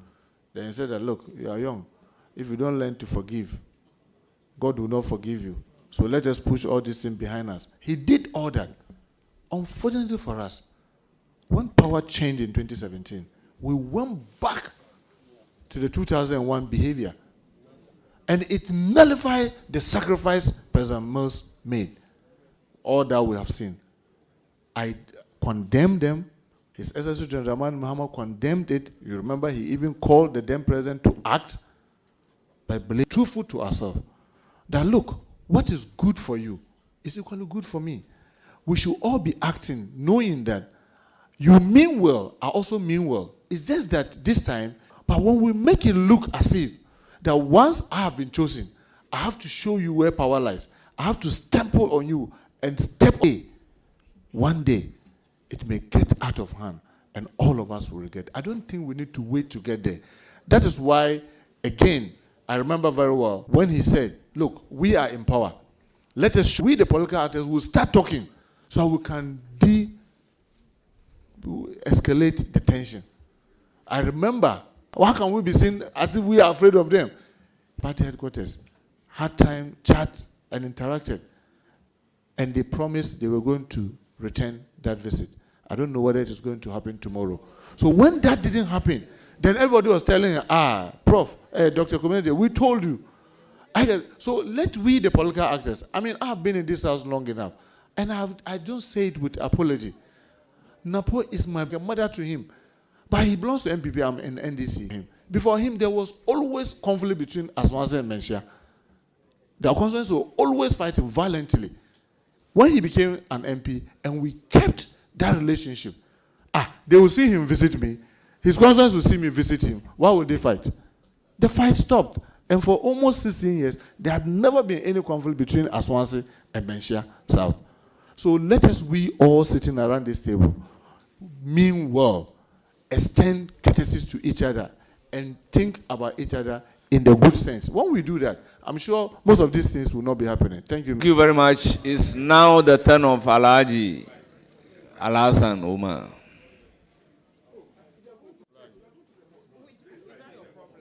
Thank you. Thank you for the reminder. Thank you, Chairman. Assalamu alaikum. Ordinarily, I wouldn't have ask a question because when I entered this parliament 8 years ago, you were my mentor. I asked questions. I learned a lot from you. I know your principles. I want to ask you a question which disturbs almost every minority in this country. And it is an issue concerning police brutalities. Recently, the recent issue is even happened in the Ashanti region, Ejura. A suspect under police custody died without any explanation and causes, and several. Leader, I want you to tell us how you will address the issue of police brutality and ensure accountability. Thank you. Thank you, Mr. Chair. Earlier, I believed that the time has come for us to put CCTVs in all our police stations and cells. I have my phone, and I have more than 15 different CCTVs on almost all my property. And I can sit here and view and review. When something happens, I can go back and check. They are not that expensive. But what they do to help us in dealing with all this will be tremendous. I'm going to join a team, and I believe that the team, they are experts in their own right, will go to look at the possibility of emulating other good examples by making sure that in all our police stations, we have CCTV in the child office, in the cells, in all its environs. I know I've visited some police stations, especially at the divisional level and regional, and I see that they have CCTVs around. We need to be able to get this in every police station as much as possible. Because, I mean, there are places where mine is solar. They are just solar. So they don't rely on the lights to go on and go off. But they are not expensive. So these are ideas that when I join the team, I will share with the expert, and let's see the possibility of doing this. Because when we do this, then if someone dies, we all know, you are a Muslim like me. If my time is not up, I'm sure you can hurt me, I can get wounded, but I won't die. But even when I get hurt, we can be able to review. Did you beat me? Or maybe I slipped. Did I die naturally? Or you killed me? All those things can be reviewed. And it takes away the suspicion.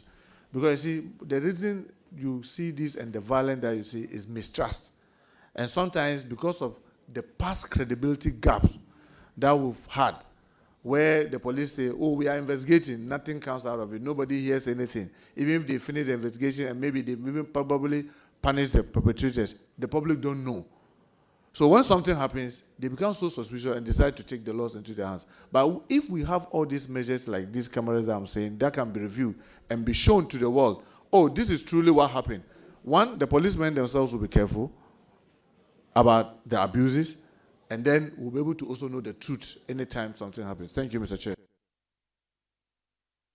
Thank you, Leader.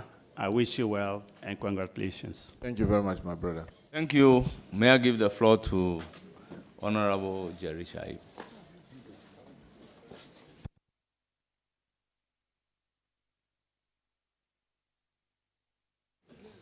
Thank you very much, Honorable Chair. Honorable Chair, I'm more interested in the welfare issues of the security agencies. To wit, who much is expected of, much is given.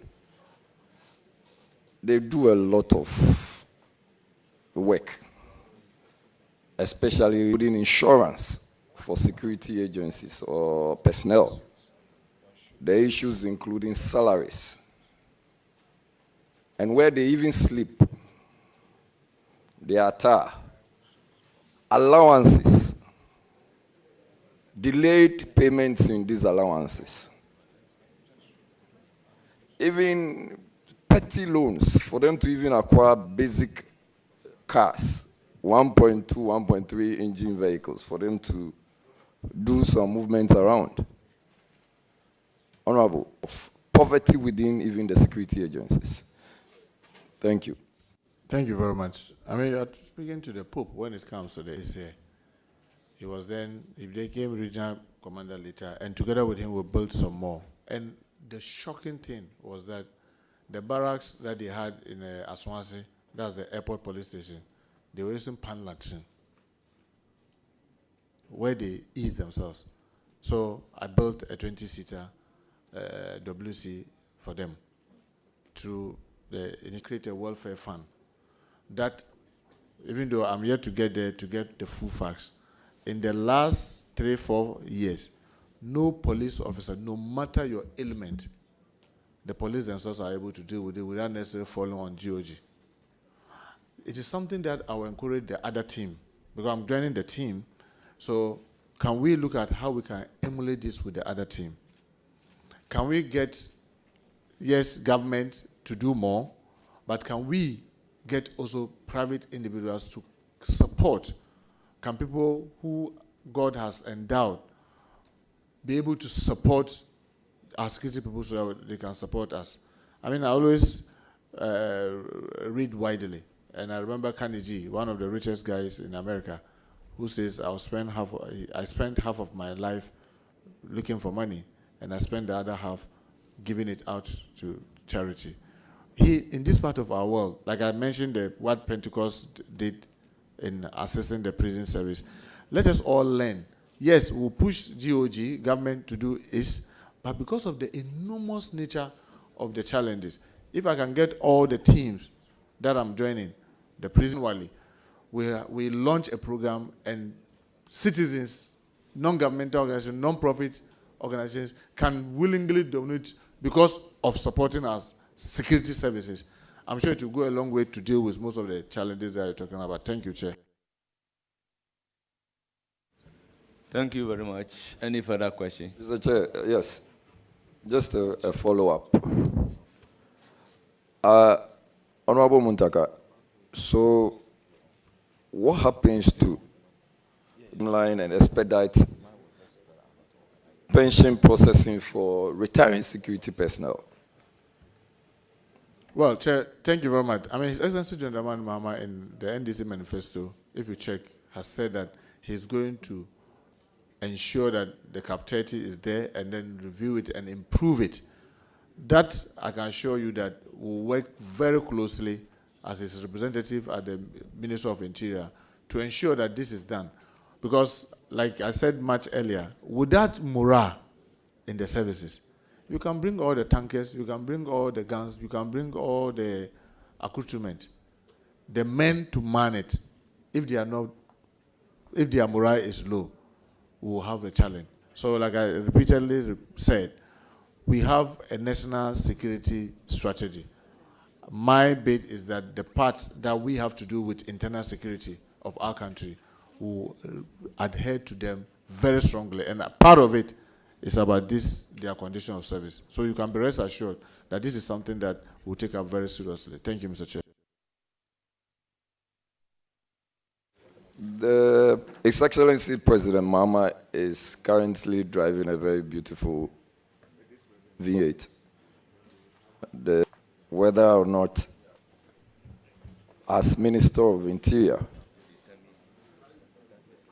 you would agree.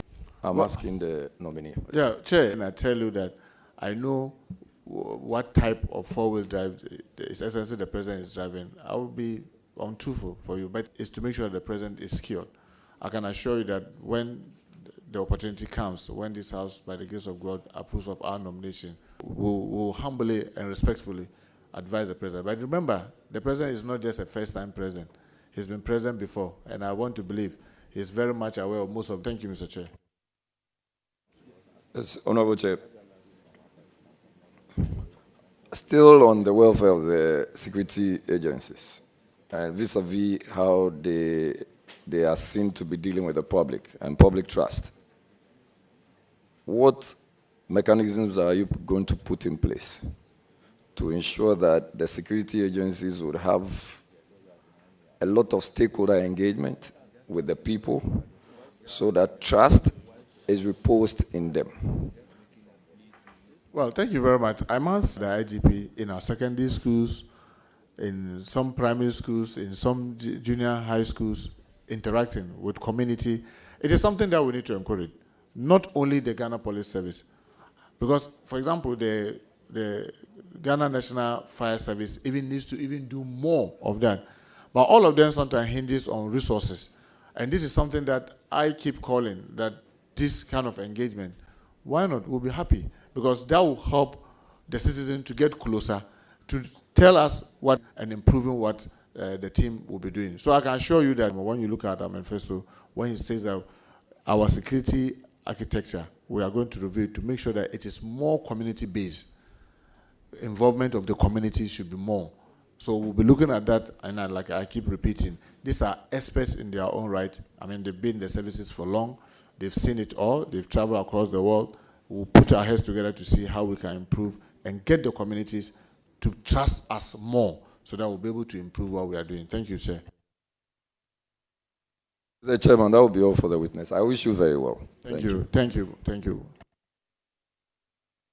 Thank you very much. I'll proceed to give the floor to Honorable Minority Leader and the ranking member of the committee, Alexander Afenyu Maki.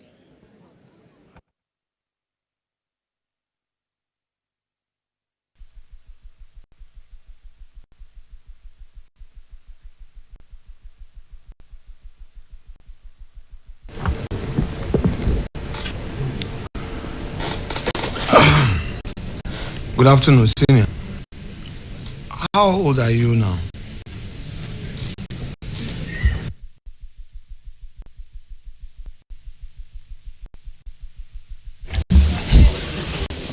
Well, the extrapolation that was done to be able to get me my...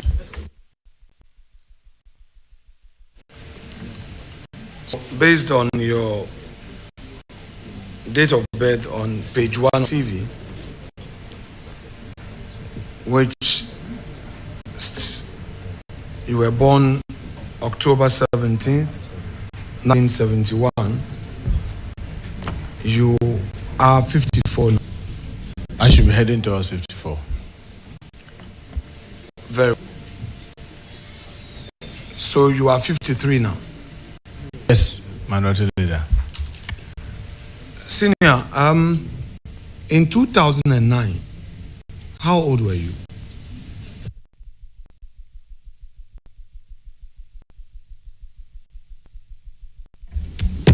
Probably around 37.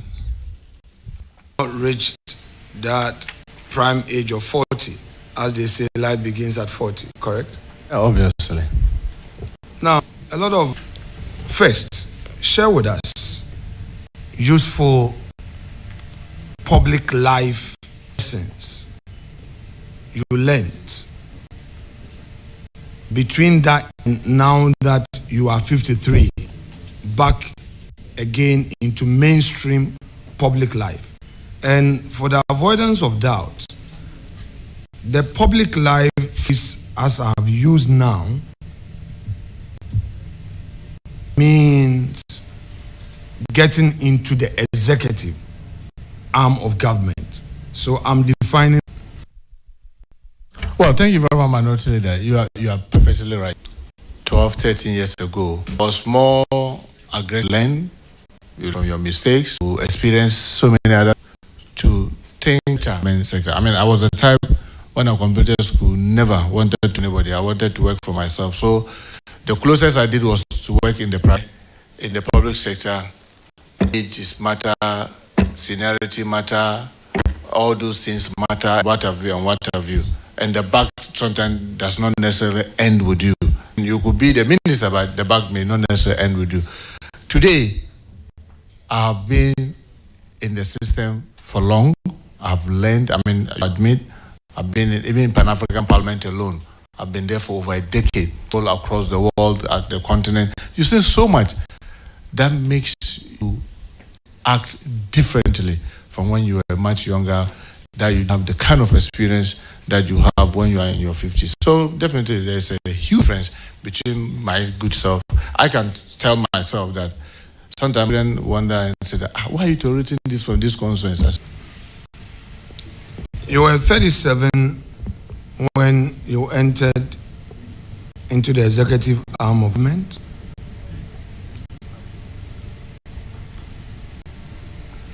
Yes, Honorable Anotilda. You had some issues with the civil service structure, and you are on record to have said that the directors cannot be trusted. Obviously, that was then. It's part of what I'm saying. No, I gave you the opportunity to do a general overview. Yes. To advise the youth. So pick something from this. Now I'm delving into the specifics. That's okay, sir. Right.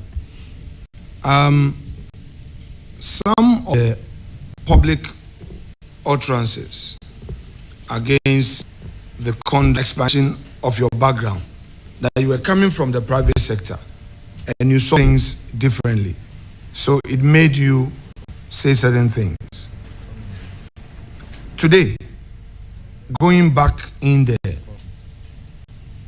and bear in mind, no doubt, you are going to meet a bureaucracy. What would be your posture? Well, Mr. Chair, I think since I say I've consistently said that I'm joining a team. I want to believe that probably in 2009, I went thinking that I was the king. Today, I believe that I'm only joining a team. And I've drummed it again in all since morning that if I have to succeed, it is because this crop of expertise will have to come on board and let us work as a team. If we have to fail, we'll fail together as a team. My attitude is completely, by the grace of God and with all humility, as you know. Now I even teach leadership in UPSA. I teach master class in leadership. Obviously, you cannot be an effective leader if you think you know it or you see people as this, it is you and me. If you see leadership as playing part of the relay to get us finish a race and making everybody feel belonging and everybody's view matter and everybody feels important, even the slowest, tortoise will want to speed up to get us finish the race. So that will be the attitude that I'll be going in there, that look, we do this together and I respect you until I'm very sure that all of us, or at least majority of us in the team, believe that that is the best way to act. So it's no longer about me as an individual, it should be about us. I think that will be the attitude that I'll be going in there with. Thank you, Mr. Chair.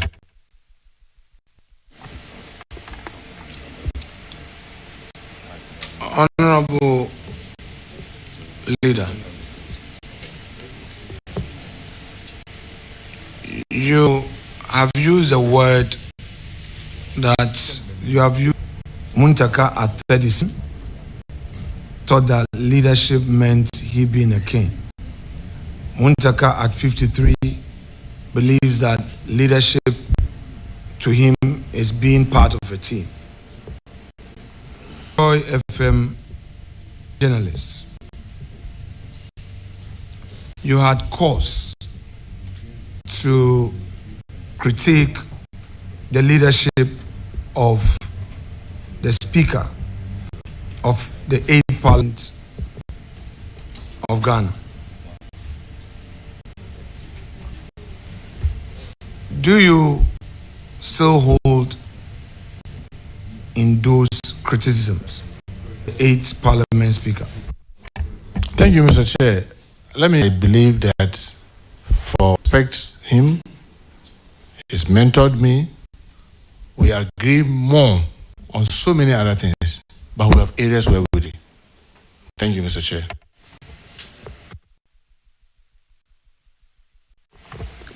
Honorable Nominee, so I'll give you a bit of a background, by way of laying foundation. Then I will mount my question on it. Okay?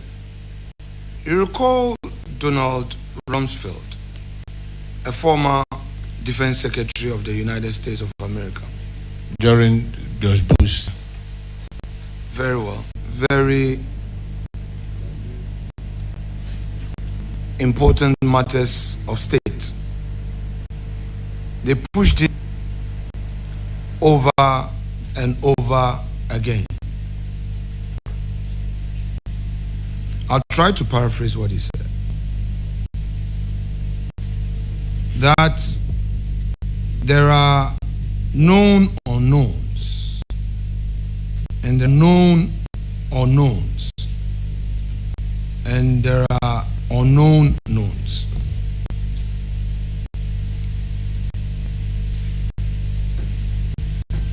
Keep that in mind. Foundation 2. Some of your colleagues on your nomination expressed joy upon the announcement because they say you are very hardworking. But we're quick to also say that when your back against the wall, you can spill.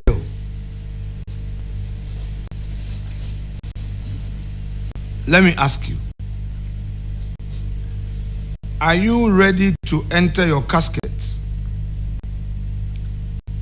with some debts on you, even when you are innocent? To say, I'll just give one example. You knew how we elected Mr. Speaker into office.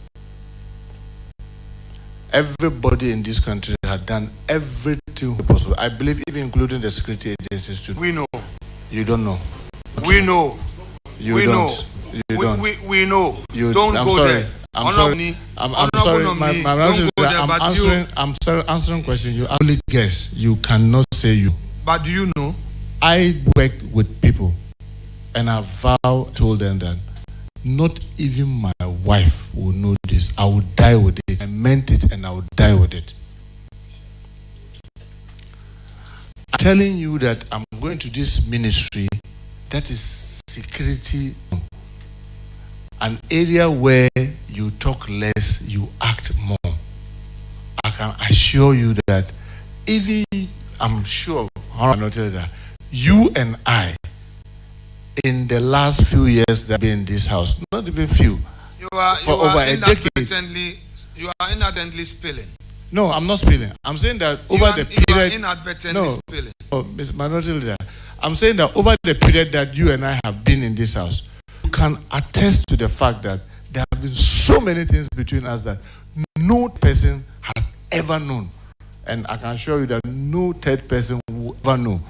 Because you can trust me that when I say I am doing this with my honor, I meant I'm doing it on my honor. Obviously, like you rightly said, when you push someone to the wall, I mean, it is said in the account, when you chase a coward to the wall, you see his braveness.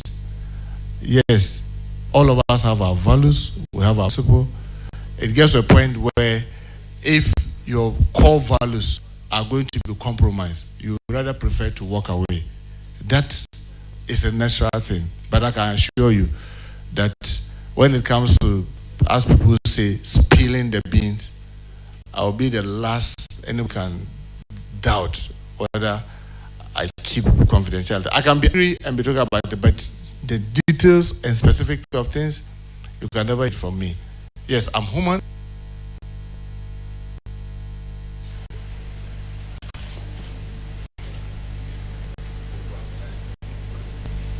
Let's go back to your CV.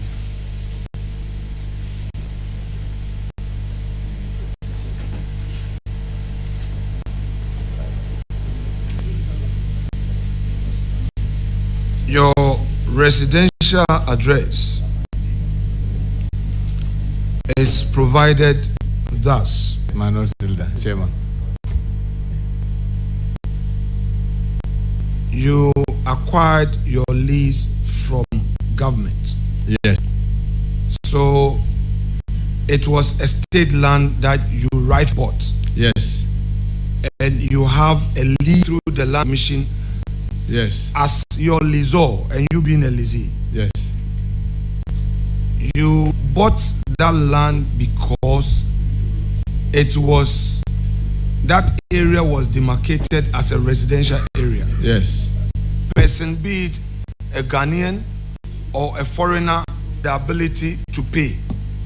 Ghanaian suggests to you that by mere fact that that is a government land, you have taken advantage to acquire that, therefore you are corrupt.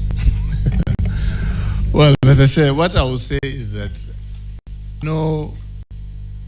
the whole of East Legon was for the state. There are private people living there, people who had worked in government before, and others. Residential was of state land. People acquired it immediately and rightly. And I've heard my colleague, the Attorney General, in answering question.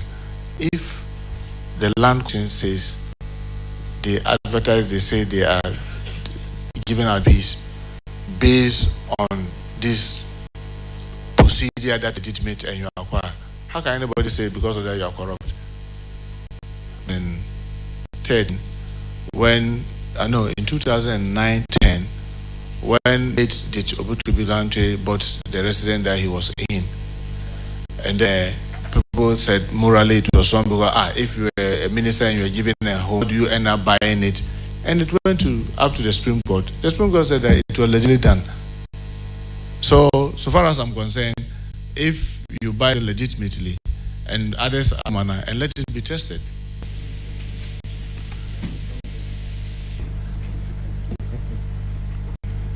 To some of our patriots who hold view that property acquisition is a crime. Well, everybody has his alcohol. I don't. Maybe because my religion forbids. You may like to take pork. My religion forbids me, and I accept, and I don't take too. So everybody has his view about things, and once someone holds his view about things, and as you know, it's not challenged in. Many of you say that I have a tick because I don't really bother much about what you are thinking. I rather focus what I believe is the right thing, and I try to do the best that I can and improve the Muntaka yesterday. The Muntaka of today to be better than the Muntaka of yesterday. That's my focus. Your CV, page 1. Languages spoken and written. How is that? Tree. Dagbani has taught you how to speak Dagbani. I don't know whether they taught you how to write Dagbani as well. Oh, I know. No. I can say, Mr. Chair, permit me to amend the word in Hausa. The only word I can write very well is English. Even tree, I can't write well. So it's a mistake. So if permit me, I will amend it by just languages spoken. Thank you. Please permit. In Ghana, when a person says my hometown, in the ordinary meaning of it, what would a person be referring to? To what would lead a person to say Winneba is his or her hometown? Well, my understanding of hometown is where you are born or where your parents are born or where your parents hail.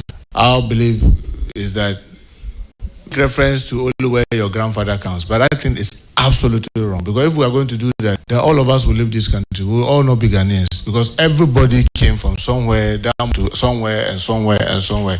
So me, my hometown is Kumasi, where I was born and bred. That is where I have lived. I have siblings who do not know Techima, not alone to get to Tamale. Yes, I'm a South with a northern background, and I'm proud of it. I attended Temba, but I was born and bred. That's a bit of your northern background. Well, my grandfather was born around Kumbung, up in Kumbung, moved in, that's between the north and the south. So my grandfather died in Kumasi. He was buried in Kumasi. My father grew, I'm told, when she was just about 2 years, and has since been in Kumasi to today. I born, the exception of 2 that my father said they were born in Alaga. All the others, 39 of us, born in Kumasi. And it is Kumasi that all of us have ever known. Our assets, our larger family. Yes, we have the extended family. We visit. We are proud of them. Some are in Salaga. Some of my sisters married. I've taken them to. Some of my sisters are in Tamale. Some of my siblings are in Germany. So I am, and I will remain of being a Kumarikan. Yes, and then my cousin is Amin Anta. Until the funeral came, when his mommy died, I went. Then that's what the father said. What are you doing? I came to my friends. They said, no, he's not your friend. And they started telling the relation. Looked at him, and I see one of my uncles. I see they have some resemblance. I said, we have an issue just to remind us about the peace. I said, look, everybody is in everybody's.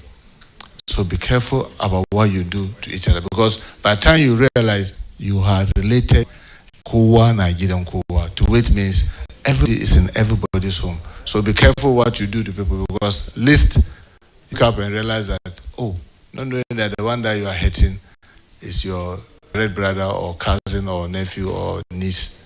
Thank you, Chair. On you, my respected colleague, Dr. Amin Adam, is like to defy my orders and vote for you because you are indeed his blood brother. Mr. Chairman, I don't think my Honourable members have a vote to cast.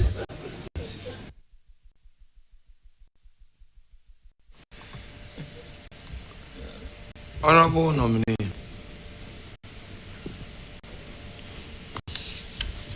you have indicated to us fully and in all sincerity that you've acquired the government land fully and you have your lieu. So, party members who have acquired Ridge Airport residential area, do you know, perchance? Mr. Chairman, speaking, I don't go about asking people about their assets and listen. Frankly speaking. So, if I visit, say, the chair of the committee, who, we've been in this house and work together on so many things, and I say, you have a nice house. How am I going to be asking, how did you acquire it? That's when okay. That's, I think, no. So, I just don't know. I don't know. Frankly speaking, I don't know. That's okay. Fair answer. Out for public consumption with the little interaction I've had with you. Now, do you have some of your party members who live in the Roman Ridge area, Ridge, Canton, Airport residential area? Since you visit them, some of your party leaders, colleagues in Parliament, colleague NDC members out of Parliament, do you have some of them living in these areas? I don't want you to mention names, but do you have some of them living in these areas? Frankly speaking, Mr. Chair, I've been scanning my mind to see who did I know.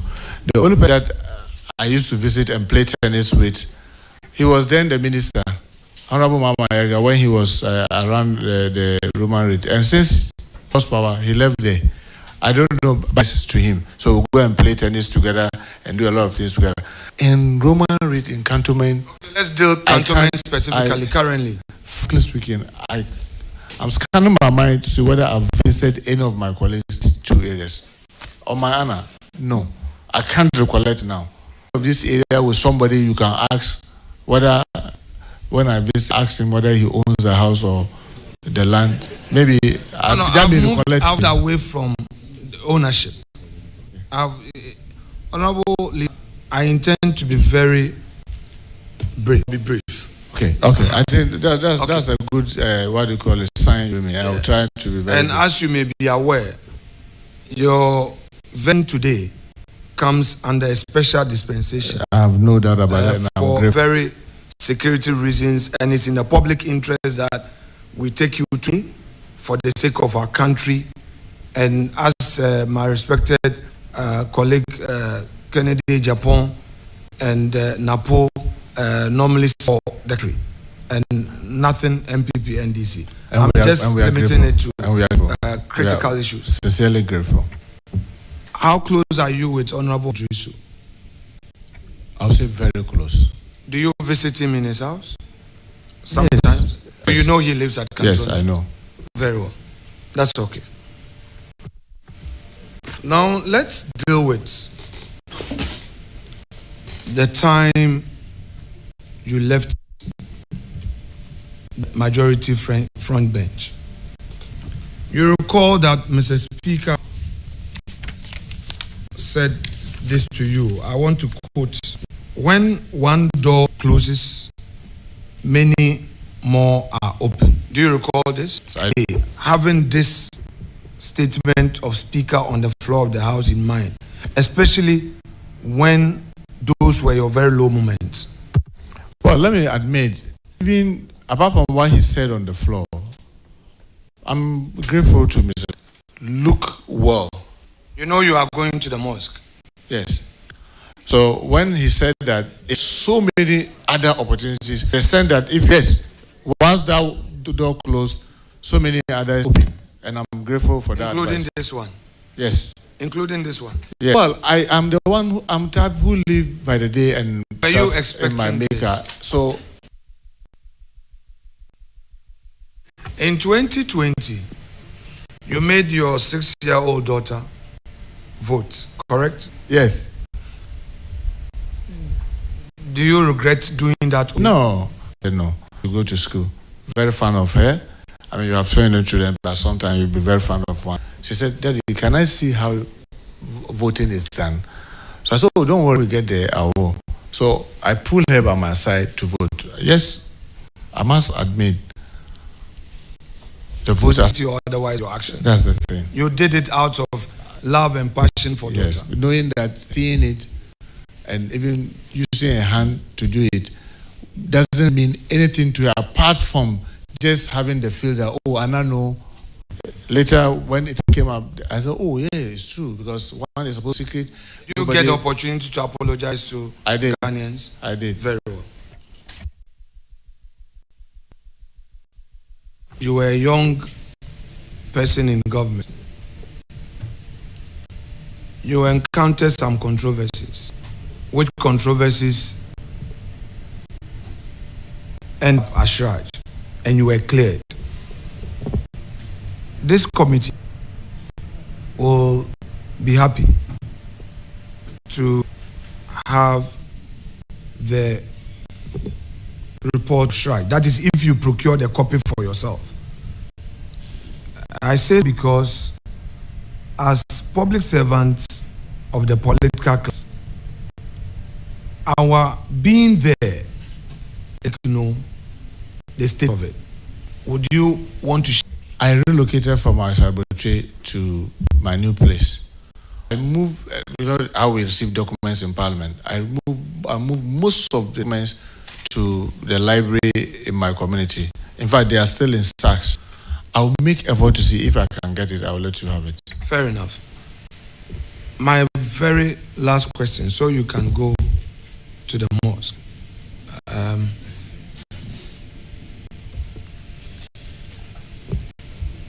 You've assured the country today that you are a moderate politician, correct? Yes. You also assure not tolerate partisan violence, correct? Yes. You are also telling Ghanaians that you don't subscribe to all the post-election violence we are having in the country, correct? I condemn it, yes. You also assure the nation, particularly the investor community, that you do all you can to protect their investment in Ghana. Your political that your office will not tolerate political vendetta. Yes. That you will lead your ministry to introduce reforms at our various security agencies. You still committed to that? Yes. Which you on oath? Yes. You have praised the security agencies, particularly the police. Let me say, Dr. Akufo-Dampare, many may have their own views about him, but I am one person who respects him, consistently manning our police service. Ghana will be a better place.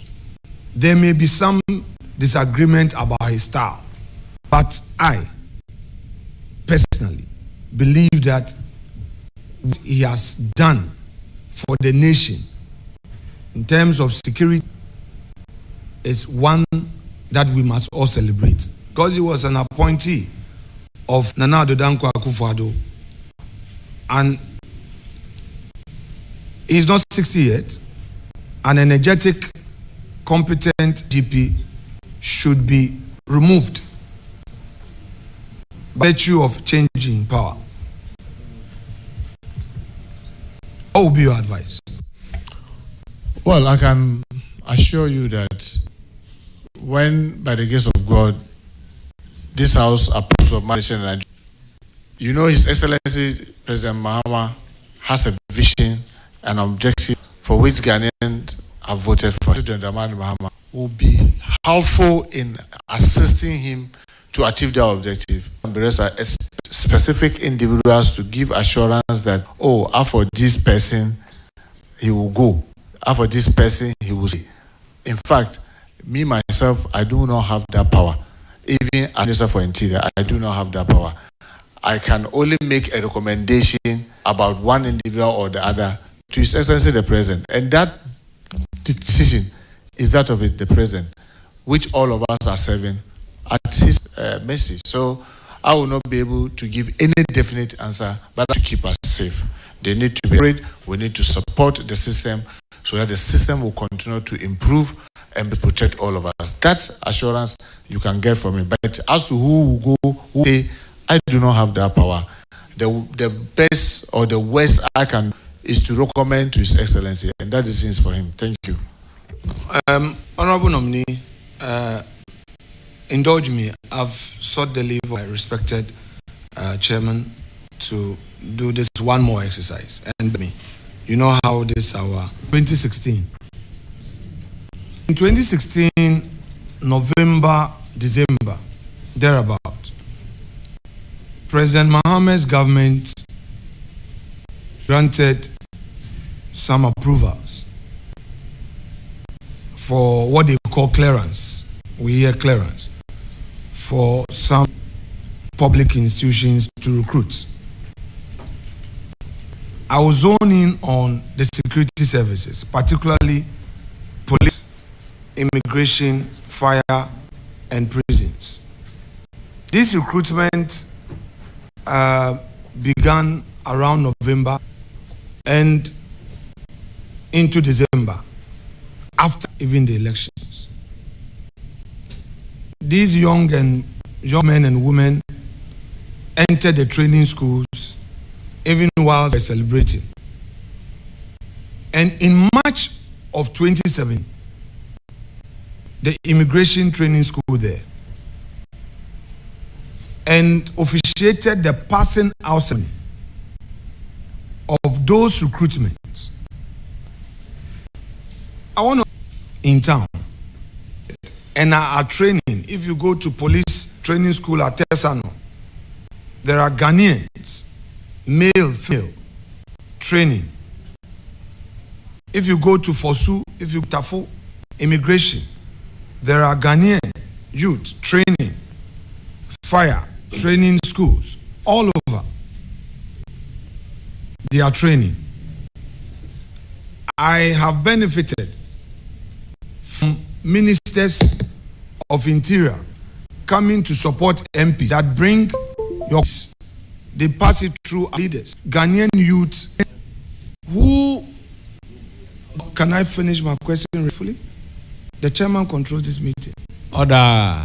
All right? I speak facts. Please, order. Honorable, proceed to Very well. ask your question. Be tolerant. You are a friend of this committee. I'm not going to mention names, but if you want me to mention names, I can. Because we are dealing with national issues here. Please. From 2017 all the way to 2024, when elections were being held, NDC MPs got protocols for recruitment. PP MPs got protocols for recruitment.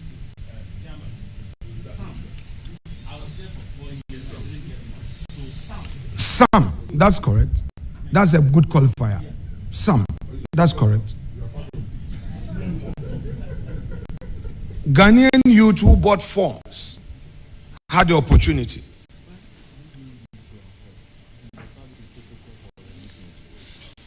Would you ensure that Ghanaians who are currently in training will conduct their training peacefully, and upon completing their training, you as minister or anybody?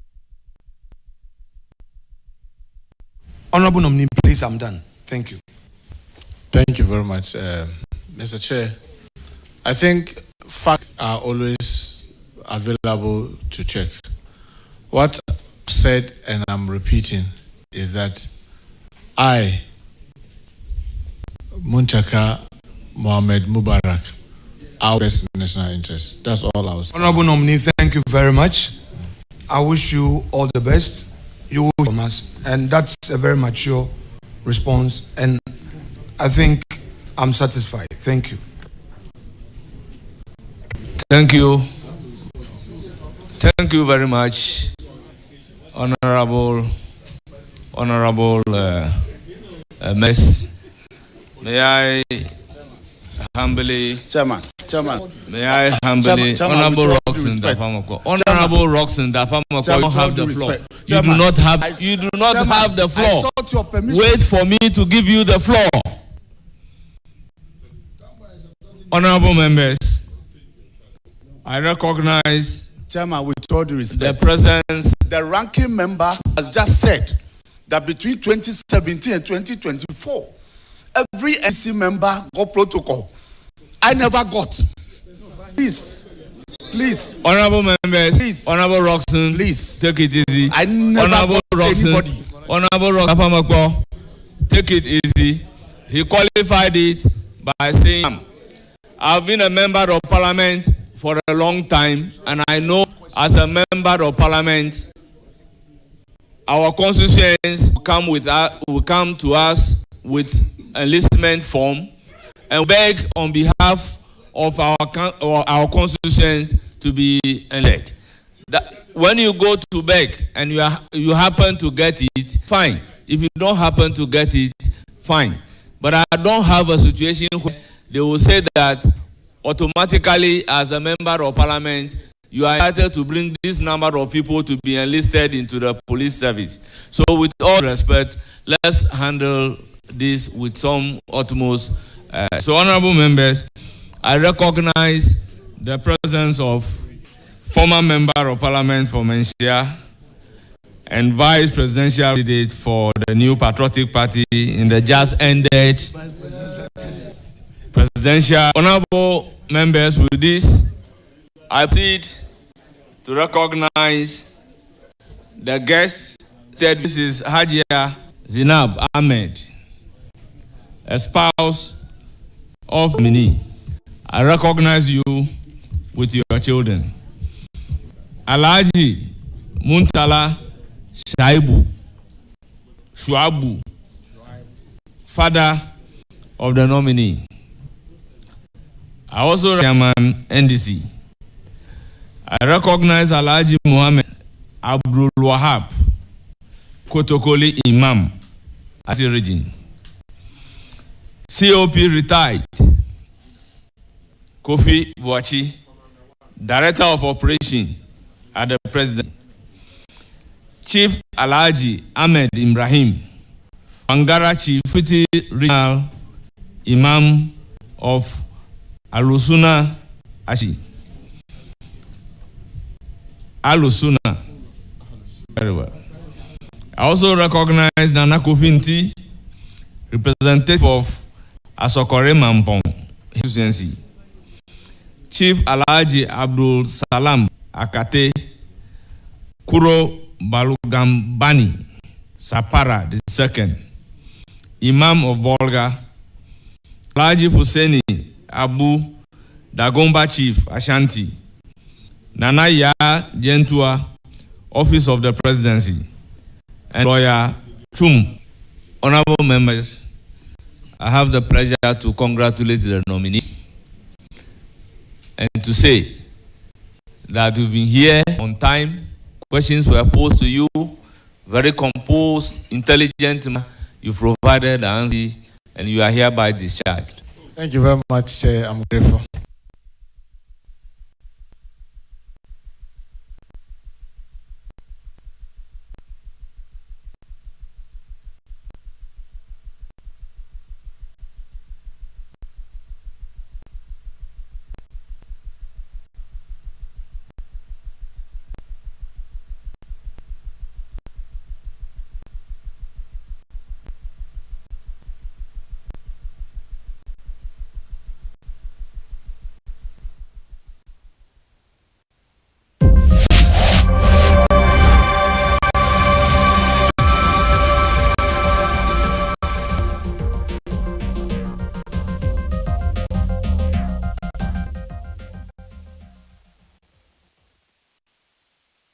Strong women whose stories teach us perseverance, also emotional, intellectual, and mental strength.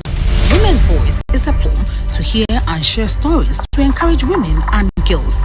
Women, the real architects of society. It is they who provide the foundation of grace, wisdom. 4 p.m. on GBC News and a repeat on Saturdays at 4 p.m. on GBC News and Sundays at 3 p.m. also on G News. Women's Voice.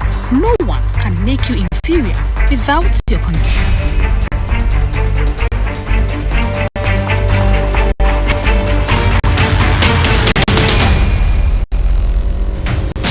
The Sports Writers Association of Ghana, SWAG, on behalf of Ghanaians, will honor and celebrate Ghana's sporting excellence at the 49th SWAG Awards in Accra, Friday, January 24th, 2025.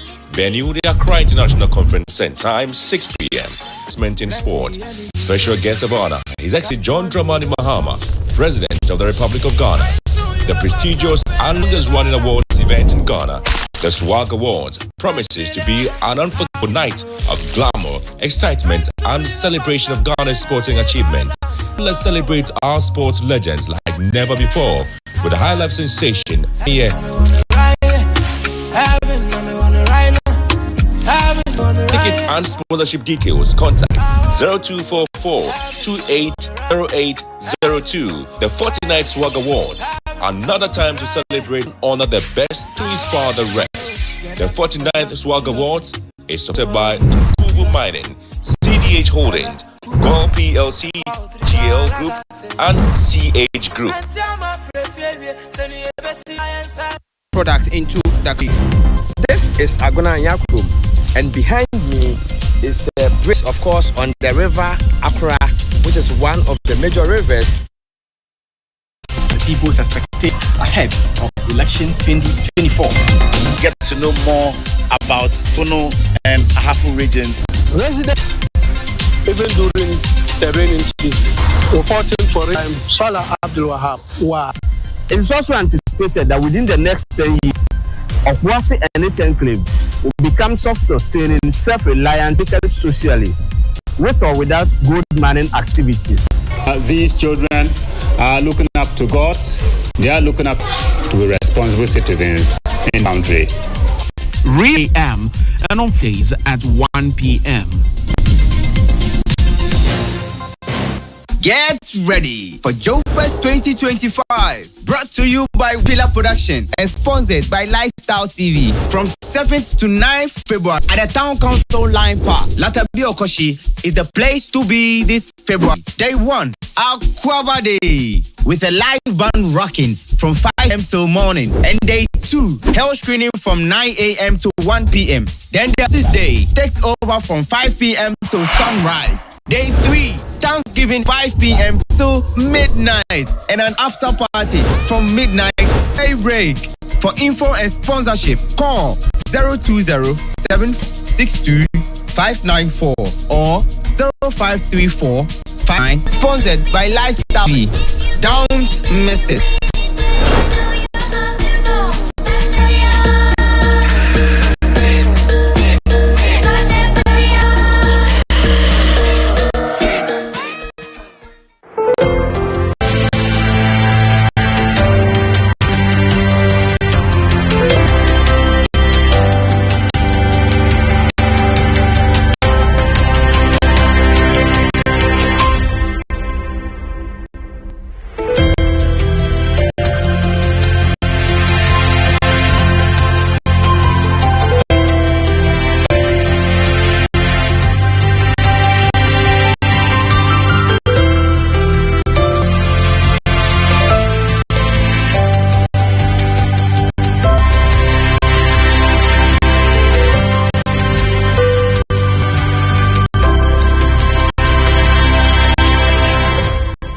The Sports Writers Association of Ghana, SWAG, on behalf of Ghanaians, will honor and celebrate Ghana's sporting excellence at the 49th SWAG Awards in Accra. Date, Friday, January 24th, 2025. Venue, the Accra International Center. Time, 6 p.m. Investment in sport. Special guest of honor, Excellency John Dramani Mahama, President of the Republic of Ghana. The prestigious and longest running awards event in Ghana, the SWAG Awards, promises to be an unforgettable night of glamour, excitement, and celebration of Ghana's sporting achievement. Come, let's celebrate our sports legends like never before with a high life sensation.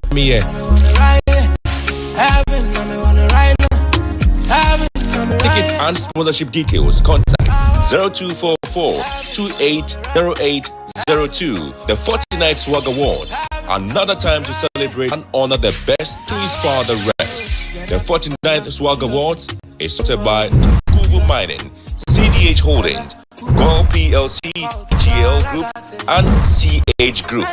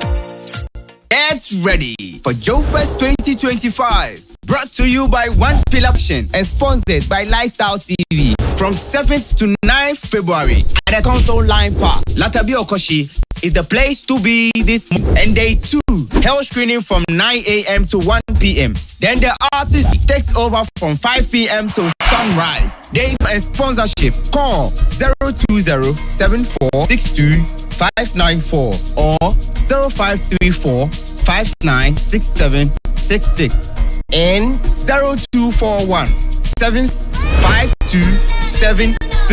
Sponsored by Lifestyle TV. Don't miss it.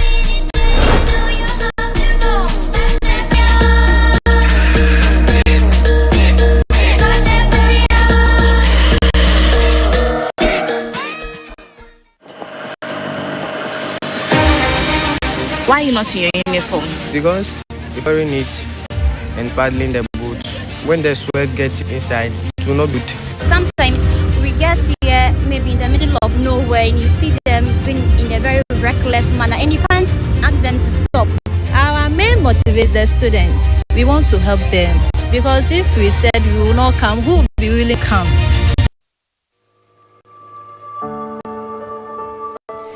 In the serenity of the Adan Islands in Ghana lies a struggle to access education.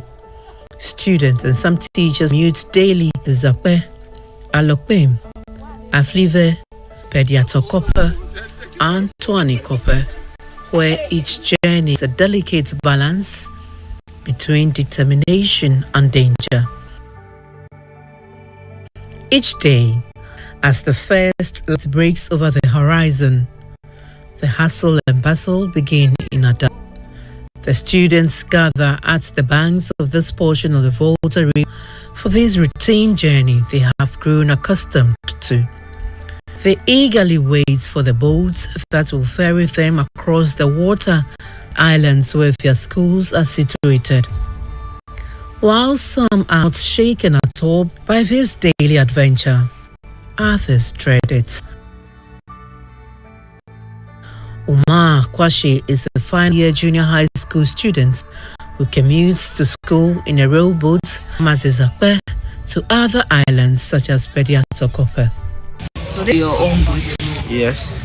So sometimes it is risky when I don't wear the life jacket. Crossing the river is dangerous because me and my little sister had. Why are you not in your uniform? Because if I'm paddling that, I'll get sweat and my uniform too is very neat and paddling the boat. When the sweat gets inside, it will not be good. So I have to remove it and then if I wear, I'll clean myself before I wear it again.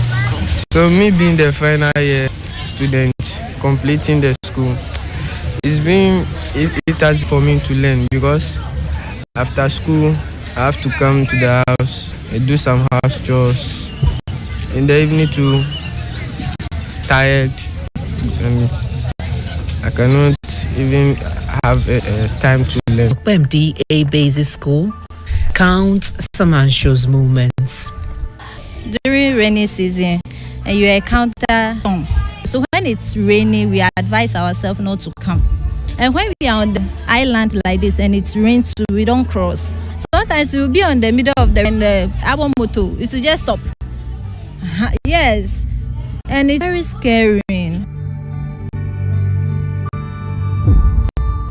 Looking at the period we are not, so we have to look at the weather. If it's early in the morning, then we have to wait for a while for the weather to be calm because the river is off when it is windy.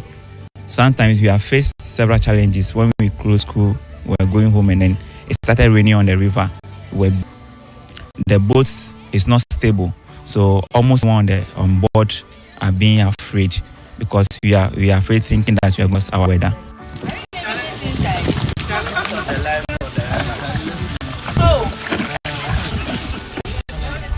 When teachers are posted here, they have that we even lack teachers here. Have enough teachers in most of the classrooms. So this is a big challenge that we face. If we should even have a bungalow in the school, some of the teachers are willing to sacrifice to stay behind and then stay in the bungalow. Probably during the weekend, they will go back home. But we don't have the bungalow. It's even affecting academic work. Those informed now, we want to help them. Maybe after school, we want to stay behind and teach them, but we have both issues. If we should stay behind, then it means we have to cross by using canoe, which is even more dangerous than the harbor motor.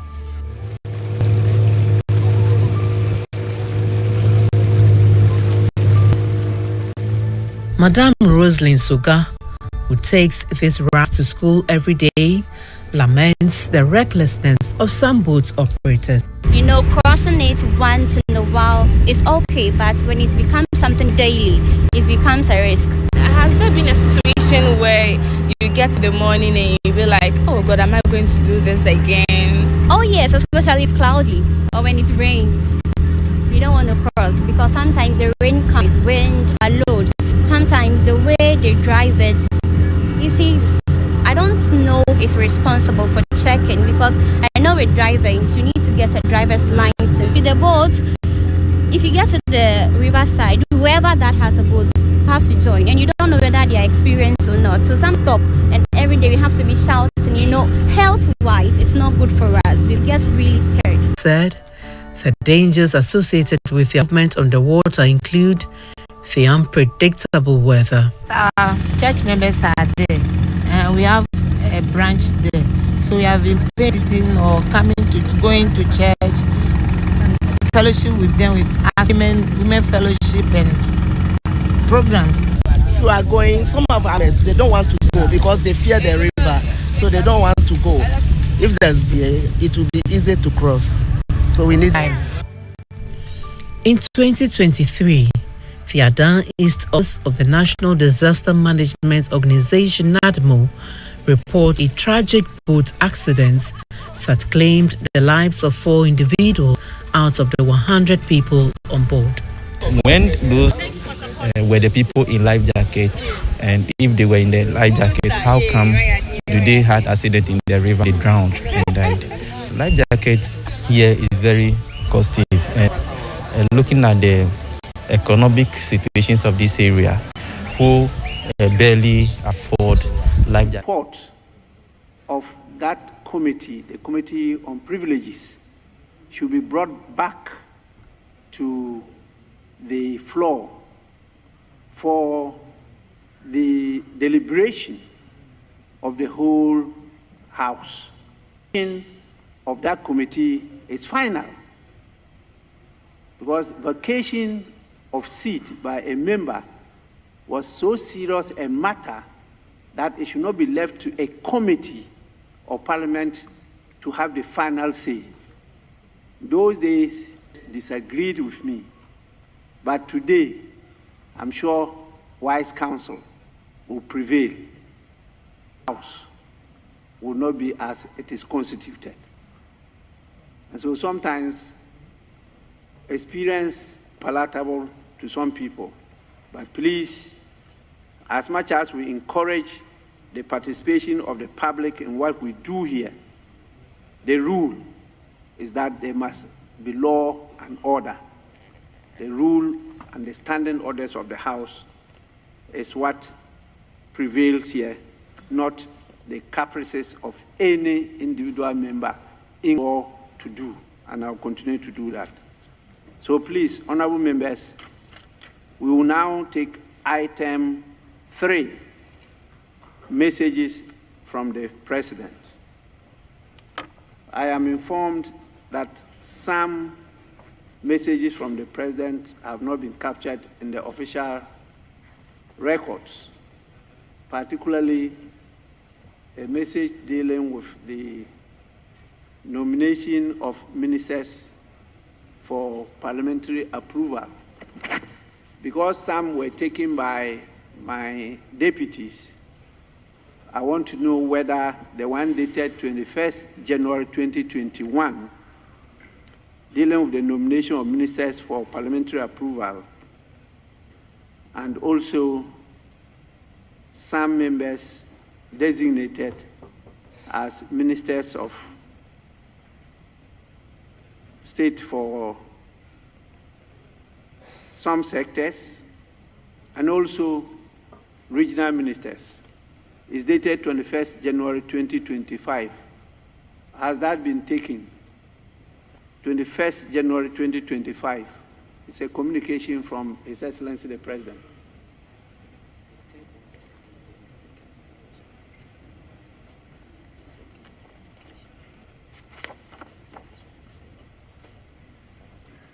The regional ministers, 3 nominees for the position of regional minister, that was taken. But there was a second one that wasn't taken. That has to do with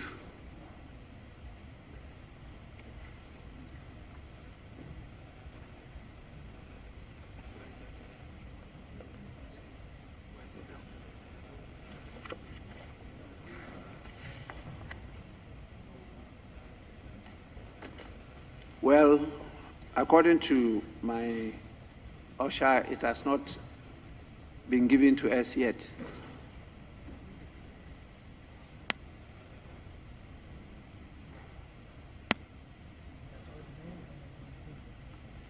Then we will take the messages from His Excellency dated 23rd and